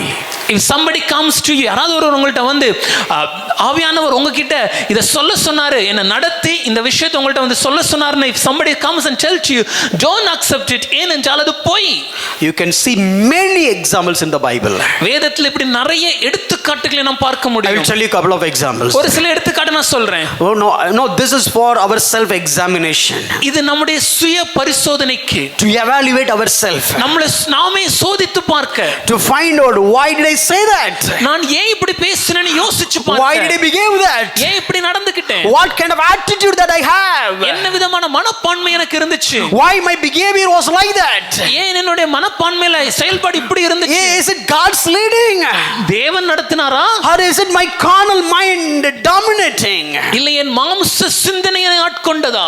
This is what the basic fundamental lesson number 1 when it comes to learning about the leading of the Holy Spirit. பரிசுத்த ஆவியானவர் என்னை நடத்துகிறார் என்கிற பாடத்திட்டத்தில் நாம் கற்றுக்கொள்ள வேண்டிய மிகவும் அடிப்படையும் முதல் பாடமும் இதுதான். Yesterday night when I was preparing the sermon, நேற்றிரவு நான் இதை தயார்படுத்திட்டு இருந்தபோது, it's approximately 11 o'clock or around 12. ஒரு 11 மணி இல்ல 12 மணி இருக்கும். And Abhi was asking, அப்போ போதகரின் மனைவி அபியக்கா கேட்டாங்க, can we discuss about Sunday school? நாளைக்கு சண்டே ஸ்கூல் பத்தி அப்பா discuss பண்ணிரோமா? Every Sunday school, before we deliver it to the children, we'll discuss and find out what are all the takeaway and so on. ஒவ்வொரு ஞாயிற்றுக்கிழமையில நம்ம ஓய்வு நாள் பாடசாலையில என்ன காரியங்களை சொல்லி கொடுக்கணும், அதுல அவங்க டேக்அவே என்ன இருக்குங்கிறத போதகர் இடத்துல டிஸ்கஸ் பண்ணிட்டு தான் முடிவு எடுக்கிறோம். They'll come up with a portion. அவங்க அந்த பகுதியை என்கிட்ட வந்து சொல்லுவாங்க. And they will discuss. என்கிட்ட பேசுவாங்க. And I will give my inputs. என்னுடைய காரியங்களை நான் சொல்லுவேன். And once we finalize, then only come to the Sunday school. அது என்னன்னு முடிவு செய்த பின்பாக அதை சண்டே ஸ்கூல்ல பாடமா எடுப்பாங்க. Yes, I was completely tired. நேத்து எனக்கு ரொம்ப களைப்பா இருந்தேன். A little tired. ரொம்ப களைப்படைந்திருந்தேன். Not only physically tired, mentally tired. சரீரத்துல மாத்திரம் இல்ல, என்னுடைய ஆத்துமாலயும் நான் ரொம்ப களைப்பா இருந்தேன். God, I have so much to say. ஆண்டவர் எனக்கு சொல்ல நிறைய இருக்கு. But I really don't know how to say all that. ஆனா இது எல்லாவற்றையும் எப்படி சொல்றேன்னு தெரியல. Help me. எனக்கு உதவி செய்யுங்க. There is so much in it. ஏன்னா இதுல நிறைய செய்தி இருக்கு. I don't want to deliver it without its own essence it's supposed to get. என்னென்ன விதத்துல என்னென்ன அழுத்தத்தோடு என்னென்ன தாக்கத்தோடு இத சொல்லணுமோ அதை சொல்ல நான் தவறிவிடக் கூடாது ஆண்டவரே நான் யோசிச்சேன். And tomorrow, I know there are so many people are out for vacation. அது மாத்திரம் இல்லாம விடுமுறை காலம், நிறைய பேர் நாளைக்கு சபையில இருக்கவும் மாட்டாங்க. But still I should not compromise. ஆனாலும் நான் சமரசம் செய்ய கூடாது ஆண்டவரே. I should not speak anything unnecessarily. தேவையில்லாம எந்தாவது ஒன்னு சொல்லணும்ங்கிறதுக்கு நான் சொல்ல கூடாது. I don't want to lose the importance and the essence and the core of the message. இந்த செய்தியின் அடிப்படை சாராம்சத்தை, அதோட முக்கியத்துவத்தோட கருப்பொருளை நான் குலைத்து விட கூடாது. I don't have any illustration here. இதுல சொல்வதற்கு எந்த உதாரணங்களும் இல்லை. I thought, okay, let me sleep. அப்ப நான் யோசிச்சேன், நான் தூங்கிட்டு I'll get up in the morning and update my slides. அதிகாலையில எழுந்து மறுபடியும் என்னோட ஸ்லைட்ஸ் அப்டேட் பண்ணேன். Abhi was asking, அப்போ அக்கா கேட்டாங்க, Can we discuss Sunday school portion? ஓய்வு நாள் பாடசாலை போர்ஷனை முடிவு இது செஞ்சிடலாமா? ரொம்ப முக்கியம். Is it really? அப்படி தோணும். I was about to say, is it really needed now in my heart? I was tired literally. ஆனா உண்மையிலே ரொம்ப களைப்பா தான் இருந்தேன். And I responded in a such a way that I should not respond. நான் எப்படி பதில் சொல்லிருக்கணுமோ அப்படி சொல்லாம வேற விதமா தான் நான் சொன்னேன். I said, what did you do for all these days? அப்ப நான் கேட்டேன், இவ்வளவு நேரம் நீ என்னப்பா பண்ணிட்டு இருந்த? I know many days she asked and I later I said. எனக்கு தெரியும் பலமுறை அக்கா கேட்டிருந்தாலும் நான் தான் இல்ல பரவ பாத்துக்கலாம்னு சொல்லிருந்தேன். Why are you asking now? ஏன் இப்ப கேக்குறீங்க? Why you didn't prepare earlier? ஏன் முன்னமே தயார் செய்யல? You have seen me, right? என்ன பாக்குறீங்கல்ல? Did I take any rest? நான் ஓய்வு எடுத்தேனா? I'm going back to back. அடிக்கடி போற வேண்டிய வேலை இருக்கிறது. And I'm preparing. அதுக்கிடையில தயார் Now செய்றேன். my focus is on Sunday sermon. இப்போ என்னுடைய முழு மனதும் நாளைக்கு ஞாயிற்றுக்கிழமை செய்தியோடு But காணப்படுகிறது. you're simply asking now what is the memory verse and what is the portion? இப்போ என்கிட்ட வந்து நாளைக்கு எது மனப்பாட வசனம் இந்த போர்ஷன் எப்படி சொல்லணும்னு கேக்குறீங்க. Did you study the passage? அந்த பகுதியை படிச்சீங்களா? She said yes. அவங்க ஆமான்னு சொன்னாங்க. Okay, study the passage and understand the passage and come back with the answer, then only I can correct it. Don't expect me everything from me. அந்த பகுதியை படிச்சு பகுதிக்கான கேள்வியை தயார் செஞ்சுட்டு அதுக்கப்புறம் என்கிட்ட வந்து கேட்டீங்கன்னா என்னால சொல்ல முடியும். நானே எல்லாம் சொல்லணும் எதிர்பார்க்குறீங்க. I know she has already done all that. எனக்கு தெரியும் அவங்க ஏற்கனவே இதெல்லாம் தயார் செஞ்சுட்டாங்க. Basically problem with not her, problem with me. அப்போ பிரச்சனை அக்கா கிட்ட கிடையாது, அந்த நேரத்தில் பிரச்சனை என்கிட்ட. Physically, mentally I was weak. சரீர பிரகாரமாகவும் மனதளவிலும் ரொம்ப களைப்படைந்து சோர்ந்து போயிருந்தேன். And that is a reflection of it. அது இப்படி அவங்க கிட்ட வெளிப்பட்டுச்சு. 10 seconds. 10 நொடிகள் தாண்டி I was just moving the mouse. வண்டி ஓடாது அதுக்கு மேல. After that I was not able to move forward. ஏன்னா இங்க மூவிங் பை தி ஸ்பிரிட்லாம் கிடையாதுங்க இது. ஏன்னா ஆவியானவர் அப்படிலாம் நான் செயல்பட மாட்டாரு. Spirit of God is asking you to prepare earlier. ஆவியானவர் முன்னே உங்களை தயார் செய்ய சொன்னாரே. I said few minutes later. கொஞ்ச நேரம் கழிச்சு Sorry அபி. மன்னிச்சுக்கோங்க. எதுக்குப்பா? அப்பா வாட் பா? I shouted. இல்ல நான் கோவப்பட்டேன்ல.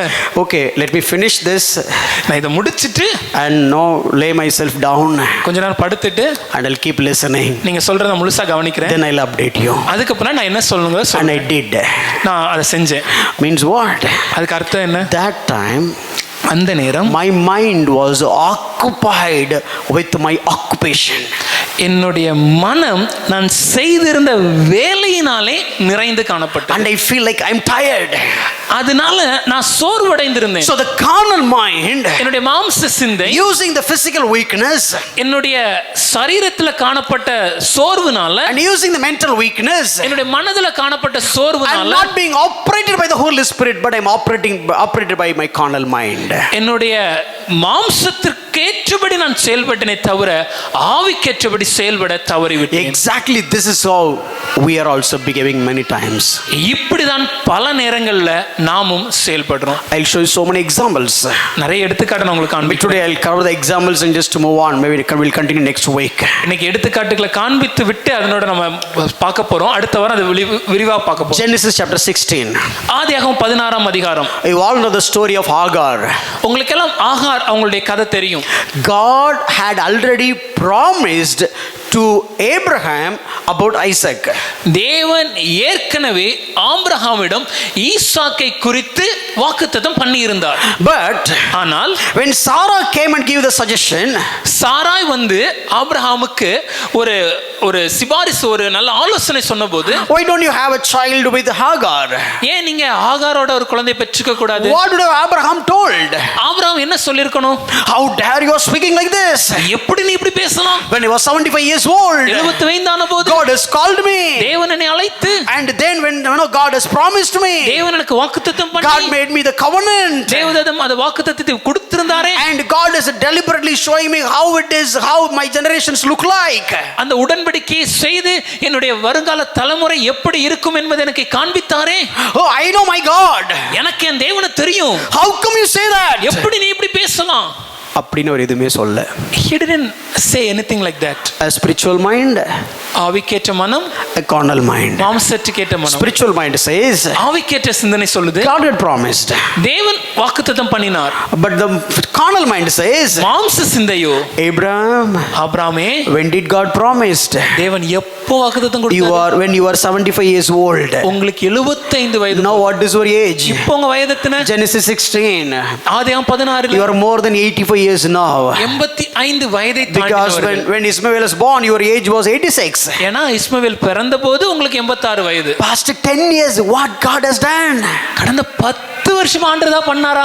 Look at Sarah. சாராவை பாருங்க. Sarah herself given Hagar. What a privilege it is. சாரா தானே உங்களுக்கு ஆகாரை இப்ப கொடுத்தாங்க. இது எவ்வளவு பெரிய பாக்கியம். நீயே ஆகார தேடி போன. Did you go to search Hagar? No. இல்ல. Who is asking now? இப்ப யாரு கேட்டா? Sarah only asking. சாரா தானே கேக்குறாங்க. It is not your mistake. இது உங்க தப்பு இல்லையே. Go ahead. இத பண்ணிக்கலாமே. His mind was not being filled by the promise, but his mind was filled by his hair. தன்னுடைய மனம் தேவனுடைய திட்டத்தினாலே வாக்குத்தத்தத்தினாலே நிறைந்தவனாய் காணப்படாமல் அவனுடைய மனதுல தன்னுடைய எதிர்கால தலைமுறை பற்றிய சிந்தனையோடு காணப்படுகிறார். You want the proof? அதுக்கான சாட்சி வேணுமா? When God came and spoke to him, தேவன் அவரிடம் வந்து பேசும்போது God already said you will be, your generations are like stars on the sky. தேவன் ஏற்கனவே சொல்லியிருந்தார் உன்னுடைய தலைமுறை எப்படி இருக்கும்னா வானத்தின் நட்சத்திரங்களைப் போல. But still when God came, ஆனாலும் தேவன் வந்தபோது this guy said, அவர் சொல்றாரு, who will take all my property? Only Eliezer will take all my property. என்னுடைய சகல சொத்தை யாரு பாத்துக்க போறா? என் வேலையாள் எலியேசர் தானே பாத்துக்கணும். So in the mind, அவருடைய மனதுல he is always thinking, அவருக்கு எப்பொழுதும் ஒரு சிந்தனை, God promised, தேவன் வாக்குத்தத்தம் கொடுத்தான், but I don't have any opportunity. ஆனா செய்ய எனக்கு வழி இல்லையே. I don't know what will happen. என்ன நடக்கும் தெரியலையே. So when Sarah came and gave opportunity, அதற்கான வழியை சாராளே கொண்டு வந்தபோது carnal mind started operating. மாம்ச சிந்தை செயல்பட ஆரம்பிக்குது. Another example, இன்னொரு எடுத்துக்காட்டு, Lot came as an empty handed. வெறுங்கையனாக Lot வந்திருந்தான். Of course he has the cattle, but not as rich as Abraham. நிச்சயமாக ஆடு மாடுகள் இருந்திருந்தாலும் ஆபிரகாம் அளவிற்கு அவர் செல்வ சீமானாக இல்லை. He came because of Abraham he became rich. அவர் வந்தாரு, ஆபிரகாம்னால இவர் ஆசீர்வதிக்கப்படுறார். Now there is a little bit fight not between Abraham and Lot, but between the shepherds of Abraham and Lot. இப்போ அங்க ஒரு சின்ன ஒரு வாக்குவாதம் ஏற்படுது. ஆபிரகாமுக்கும் லோத்துக்கும் இடையில இந்த வாக்குவாதம் உண்டாகல. ஆபிரகாமின் மேய்ப்பர்களுக்கும் லோத்துவின் மேய்ப்பர்களுக்கு இடையே ஒரு வாக்குவாதம் உண்டாயிற்று. And Abraham said, அப்ப ஆபிரகாம் சொல்கிறார், wherever you want you go. லோத்துவே நீ எங்க செல்லனாலும் நீ செல். If Lot has the spiritual mind, லோத்துக்கு ஒருவேளை ஆவிக்கேற்ற மனம் இருந்துச்சு, because Lot know about God, லோத்து தேவனை அறிந்தவனா இருந்ததுனால, Lot knew this God's work, தேவன் எப்படி செயல்படுவார் என்பதை லோத்து அறிந்திருந்ததுனால. but now ஆனா இப்போ Lot made a choice not to be there with Abraham, but he made a choice towards Sodom Gomorrah. லோத்து ஆபிரகாமோடு இருக்க வேண்டும் என்ற ஒரு முடிவை எடுக்காம சோதோம் குமாராக்கு செல்ல வேண்டும் என்கிற முடிவை அவர் எடுக்கிறார். Carnal mind, மாம்சத்துக்கேற்ற சிந்தனை. God called Moses. தேவன் மோசே அழைக்கிறார். Moses knew that God has a great plan with him. தேவனுக்கு நன்றாக தெரியும் மோசேக்கு நல்லா தெரியும் தேவன் எனக்கு ஒரு திட்டத்தை வைத்திருக்கிறார் என்று. That is what Moses came out of the Pharaoh's palace and went out the people where Jewish people have stayed and saw all that what's going on. ஆகவே தான் மோசே வளர்ந்து வாலிபனான போது அவன் பார்வோனின் குமாரத்தி என்றோ அந்த மாளிகையிலே வசிக்கிறத விரும்பாம தன்னுடைய ஜனங்களாகிய எபிரேய மக்களிடம் சென்றவன் காணப்பட்டான். Why did he kill Egyptian?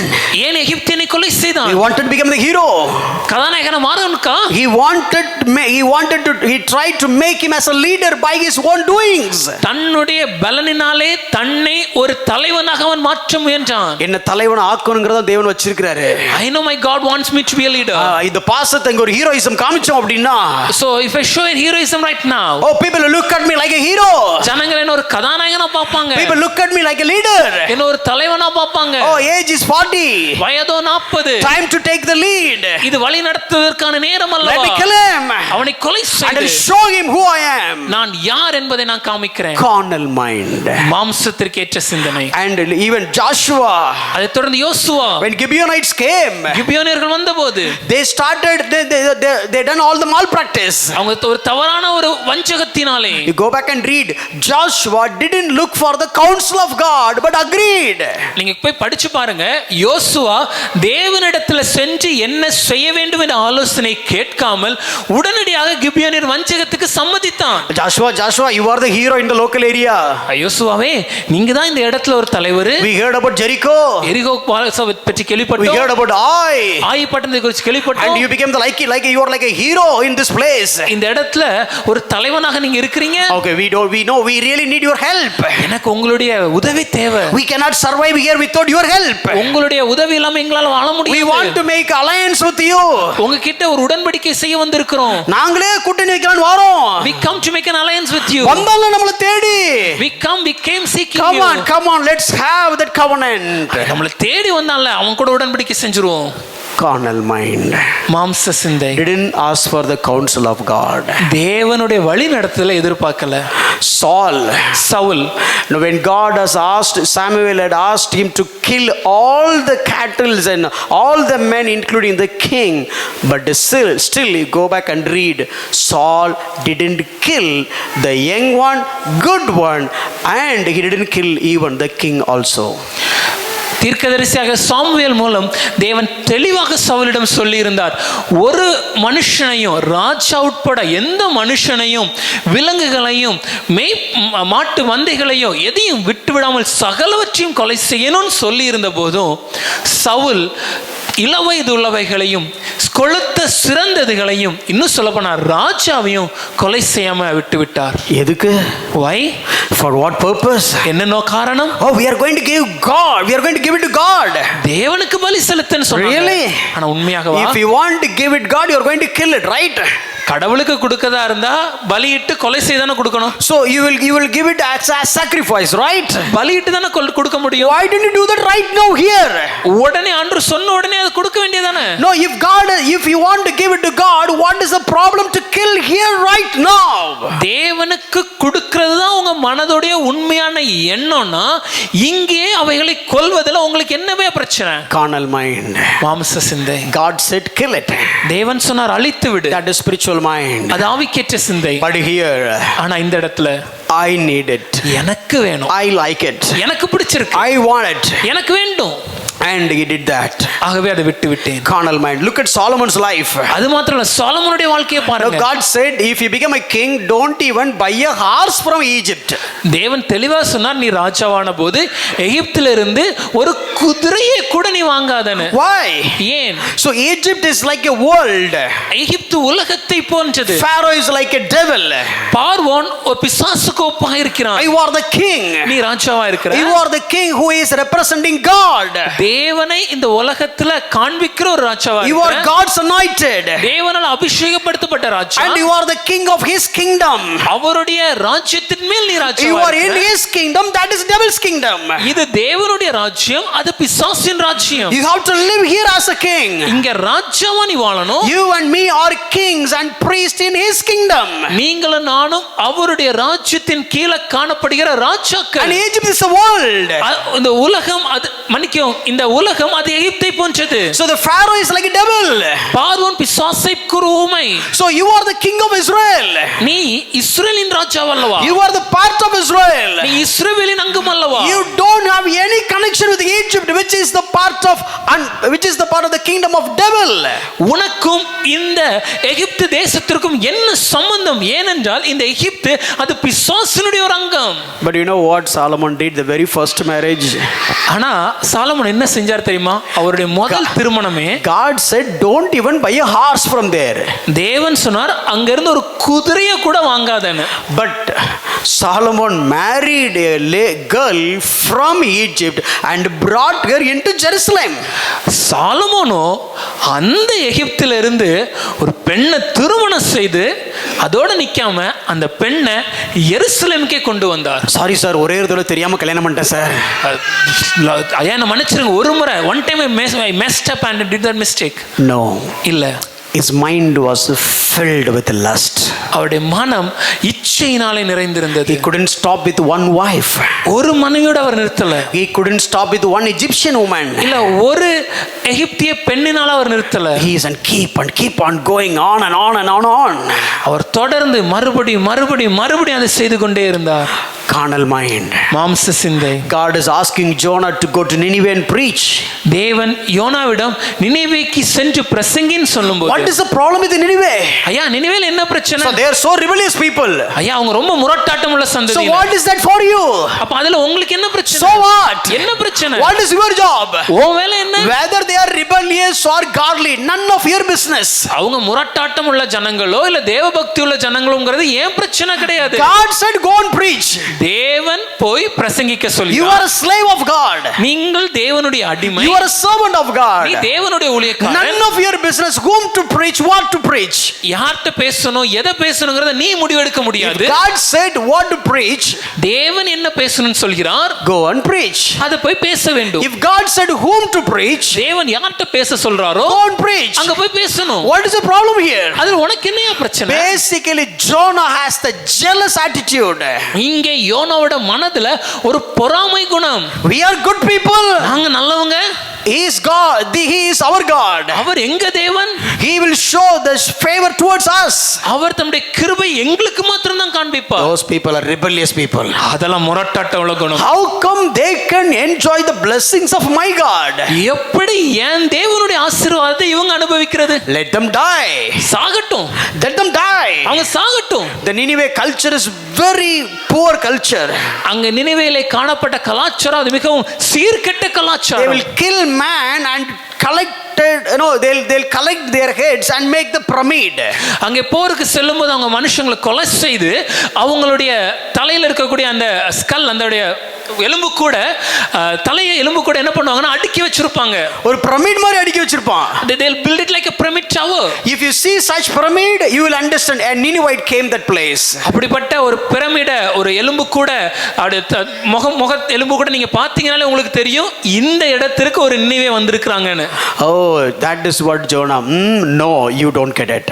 அதனால தான் யோனா உனக்கு மன்னிப்பே கிடையாதுன்னு ஒரு எண்ணம். You will understand what is the consequences. அதனுடைய முடிவு என்னன்னு உங்களுக்கு நல்லா தெரியும். Carnal mind. மாம்ச சிந்தை. All these things in the Old Testament. இதெல்லாம் பழைய ஏற்பாட்டுல பார்க்கறோமா? Let me come to the New Testament. புதிய ஏற்பாட்டை காண்பிக்கிறேன். One I know very classic example. ஒரே ஒரு அற்புதமான எடுத்துக்காட்டு. You know about Peter. பேதுருவை நாம் அறிந்திருக்கிறோம். God appreciated Peter. தேவனால பாராட்ட பெற்றான். And God said, okay, I will build the church on top of this rock. இந்த கல்லின் மேல் என் சபையை கட்டுவேன் என்று பேதுருவிடம் சொன்னார். You got the revelation not from the flesh and blood but from above my Father. மாம்சமோ இரத்தமோ இதை உனக்கு வெளிப்படுத்தவில்லை, என்னுடைய பிதாவே உனக்கு வெளிப்படுத்தினார் என்று பாராட்டை பெற்றான். And Peter felt like, okay, anyway, I am the leader of this gang. அப்போ பேதுரு நினைச்சிருக்கணும் இந்த கூட்டத்துக்கு இப்ப நான் தான் தலைவன். Of course, it is me. நான் தான் இருக்க முடியும். Who walked on the water after God, after Jesus? இயேசுவுக்கு அடுத்து தண்ணிக்கு மேல வேற யாராவது நடந்திருக்காங்களா? It's me. நான் தான் நடந்தேன். Who said first, like, I am ready to die for you? உமக்காக மரிக்கும் ஆயத்தன் முதல்ல யாரு சொன்னா? It's me. நான் தான சொன்னேன். Who has got the appreciation from God many times? பல நேரம் தேவன் யாரை பாராட்டி இருக்காங்க? It's me. என்ன தான பாராட்டி இருக்காங்க? Who is speaking much with God? தேவனோட அதிகம் பேசுறது யாரு? It's me. அதுவும் நான் தான. So I am the leader. அப்ப நான் தான் தலைவன். I am the hero after Jesus Christ. இயேசுவுக்கு அடுத்து இந்த கூட்டத்தோட கதாநாயகன் நான் தான். If Jesus is the chief minister, I am the deputy chief minister. இயேசு முதலமைச்சர்னா நான் துணை முதலமைச்சர். Yeah, that is the idea. அதுதான் அவருடைய திட்டம். And he said, okay, Jesus, we are going to face some serious time. Can you take the sword? ஆண்டவரே நாம இப்போ கொஞ்சம் கடினமான பாதைக்குள்ள செல்ல போறோமே, எதுக்கும் பட்டயத்தை நான் தயாரா வச்சுக்கவா? எடுத்துக்கோப்பா. Okay Peter. and took the sword பட்டயத்தை எடுத்தான், and came. வந்தான். When they about to arrest Jesus, மன்னிக்கும், இயேசுவை கைது செய்ய வந்தபோது he looked the sword பட்டயத்தை எடுத்து and cut the ear of Malchus. மல்குஸின் காதை வெட்டினான். Hey guys, see. பாருங்க. You know, do you have guts? உங்களுக்கு எல்லாம் தைரியம் இருக்கா? Jesus, இயேசுவே, see, all the 11 they stayed back. இந்த 11 பேரும் பின்னாடி போயிட்டாங்க. One guy is in the opposite team. அதுல ஒருத்தன் எதிர்பக்கமா கூட All the போயிட்டான். 10 ready to run.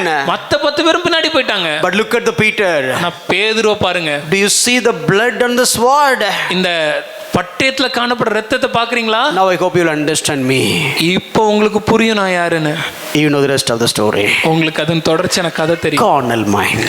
மாம்ச சிந்தை. She's showing who he is. தான் யாருன்னு காண்பிக்க நினைக்கிறது. So basically, when it comes to Abraham, Lot and all these examples, நாம் பார்த்த எல்லா உதாரணங்களும், ஆபிரகாமா இருக்கட்டும், லோத்துவா இருக்கட்டும், மற்ற எல்லா உதாரணங்களும், all are godly people. எல்லாருமே தேவ பக்தி உள்ளவர்கள். They have got God's word. தேவ வார்த்தையை பெற்றவர்கள் தான். They have got what is there in God's mind. தேவ மனதை அறிந்தவர்கள் தான். But still their carnal mind stood against the plan of God. ஆனால் அவர்களுடைய மாம்ச சிந்தையோ தேவனுடைய திட்டத்துக்கே விரோதமாய் செயல்பட்டது. Exactly, this is what our problem as well. இன்னைக்கு இதுவும் இதேதான் இன்னைக்கு நம்மளுடைய பிரச்சனை. We are also called people.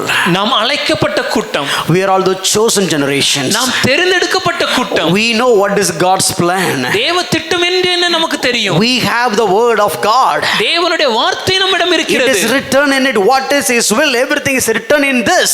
தேவ சித்தம் என்ன என்பதை தேவனுடைய வார்த்தையில் அவர் நமக்கு எழுதி கொடுத்திருக்கிறார். We'll never miss in a such way. I don't know anything about God's will. தேவ சித்தம் என்னன்னு எனக்கு தெரியாதேங்கிற நிலைப்புல நம்ம தவறு செய்யறது இல்ல. No. இல்ல. We know what is God's will. தேவ சித்தம் தெரியும். We know what is God's plan. தேவ திட்டம் தெரியும். At least we know what is the mind of God. தேவனுடைய மனம் என்னன்னு நமக்கு தெரியும். But we do our carnal mind. ஆனா நம்முடைய மாம்ச சிந்தையோ For sometimes it's filled with the food. சில நேரம் அது உணவுனால நிறைந்திருக்கிறது. Sometimes it is filled with the jealousy. சில நேரம் பொறாமைனால நிறைந்திருக்கிறது. Sometimes filled with the selfishness. சில நேரம் சுயநலத்தினால நிறைந்திருக்கிறது. Sometimes filled with the money. சில நேரம் பணத்தினால நிறைந்திருக்கிறது. Sometimes filled with the worldly passions. சில நேரம் உலக ஆசைகள்னால நிறைந்திருக்கிறது. Sometimes filled with all the lust. இல்ல சில நேரம் இச்சைகள்னால நிறைந்திருக்கிறது. Sometimes filled with all the evil things of the world. உலகத்தின் தீமையான காரியங்கள்னால Of நிறைந்திருக்கிறது. course we are children of God. ஆமா, நாம் தேவனுடைய பிள்ளைகள் தான். Of course we are called like Isaac. ஈசாக்கை போல அழைக்கப்பட்டவர்கள் Of தான். course we are chosen like Isaac. ஈசாக்கை போல Of தெரிந்தெடுக்கப்பட்டவர்கள். course we are promised like the Isaac. ஈசாக்கை போல வாக்குத்தத்தம் Of பண்ணப்பட்டவர்கள். course we were once ready to even die for God. ஒரு நேரத்தில் இயேசுவுக்காக மரிக்கவும் ஆயத்தமாய் இருந்த கூட்டம். Like Isaac was ready to die. எப்படி ஈசாக்கு மரிக்கவும் ஆயத்தமாய் The same way இருந்தானோ we were also ready to deny ourselves. அதே போல நம்முடைய சுயத்தை வெறுக்க ஆயத்தமாய் இருந்தோம். Oh, that is how we live. அப்படிதான் நான் வாழ்ந்தோம். There were times we pray to get the comfort from God. ஒரு நேரம் நம்ம வாழ்க்கையில இருந்துச்சு, ஒரு போராட்டம் வரும்போது ஜெபித்து நம்முடைய ஆறுதலை தேவனிடத்திலிருந்து பெற்றுக்கொண்டோம். There was time our comforter is God. ஒரு நம்ம வாழ்க்கையில ஒரு நேரம் இருந்தது, நம்முடைய ஆறுதலே நம் தேவனாய் இருந்தார். Now movie become our comforter. இப்போ ஒரு படம் பார்க்கிறது நமக்கு ஆறுதல் Mobile கொடுக்குது. become our comforter. நம்முடைய போன் நமக்கு ஆறுதல் Chatting கொடுக்குது. become our comforter. மத்தவங்களோட பேசுறது, ஷேர் பண்றது, Friends become our comforter. நம்முடைய நண்பர்கள் நம்முடைய ஆறுதலானார்கள். Oh, Isaac, where you were? ஈசாக்கே, நீ எங்கே இருந்தாய்? And where you are? இப்பொழுது எங்கே Oh, இருக்கிறாய்? from spiritual mind to you are moving towards carnal mind. ஆவிக்கேற்ற சிந்தனை உடையவனாய் இருந்து இப்பொழுது மாம்ச சிந்தனைக்கு ஏற்றவனாய் You மாறுகிறாய். don't have word that time. அந்த நேரத்துல வார்த்தை இல்ல. But still look at the nature. ஆனாலும் ஆகாயத்தை பார்க்கும்போது, இயற்கையை And பார்க்கும்போது, meditating God. அதை பார்த்தே தேவனை குறித்து There were தானித்தாய். time you don't have a good fellowship. ஒரு நல்ல ஐக்கியம் நமக்கு இல்லாம இருந்த There நேரம், were time you don't have a good church. ஒரு நல்ல சபை இல்லாம இருந்த நேரம், There were time you don't have a good brothers. ஒரு நல்ல சகோதரர்கள் நமக்கு இல்லாம Now இருந்த God has நேரம். given everything. இப்ப இது எல்லாமே தேவன் நமக்கு But where are you, கொடுத்திருக்கிறார். Isaac, now?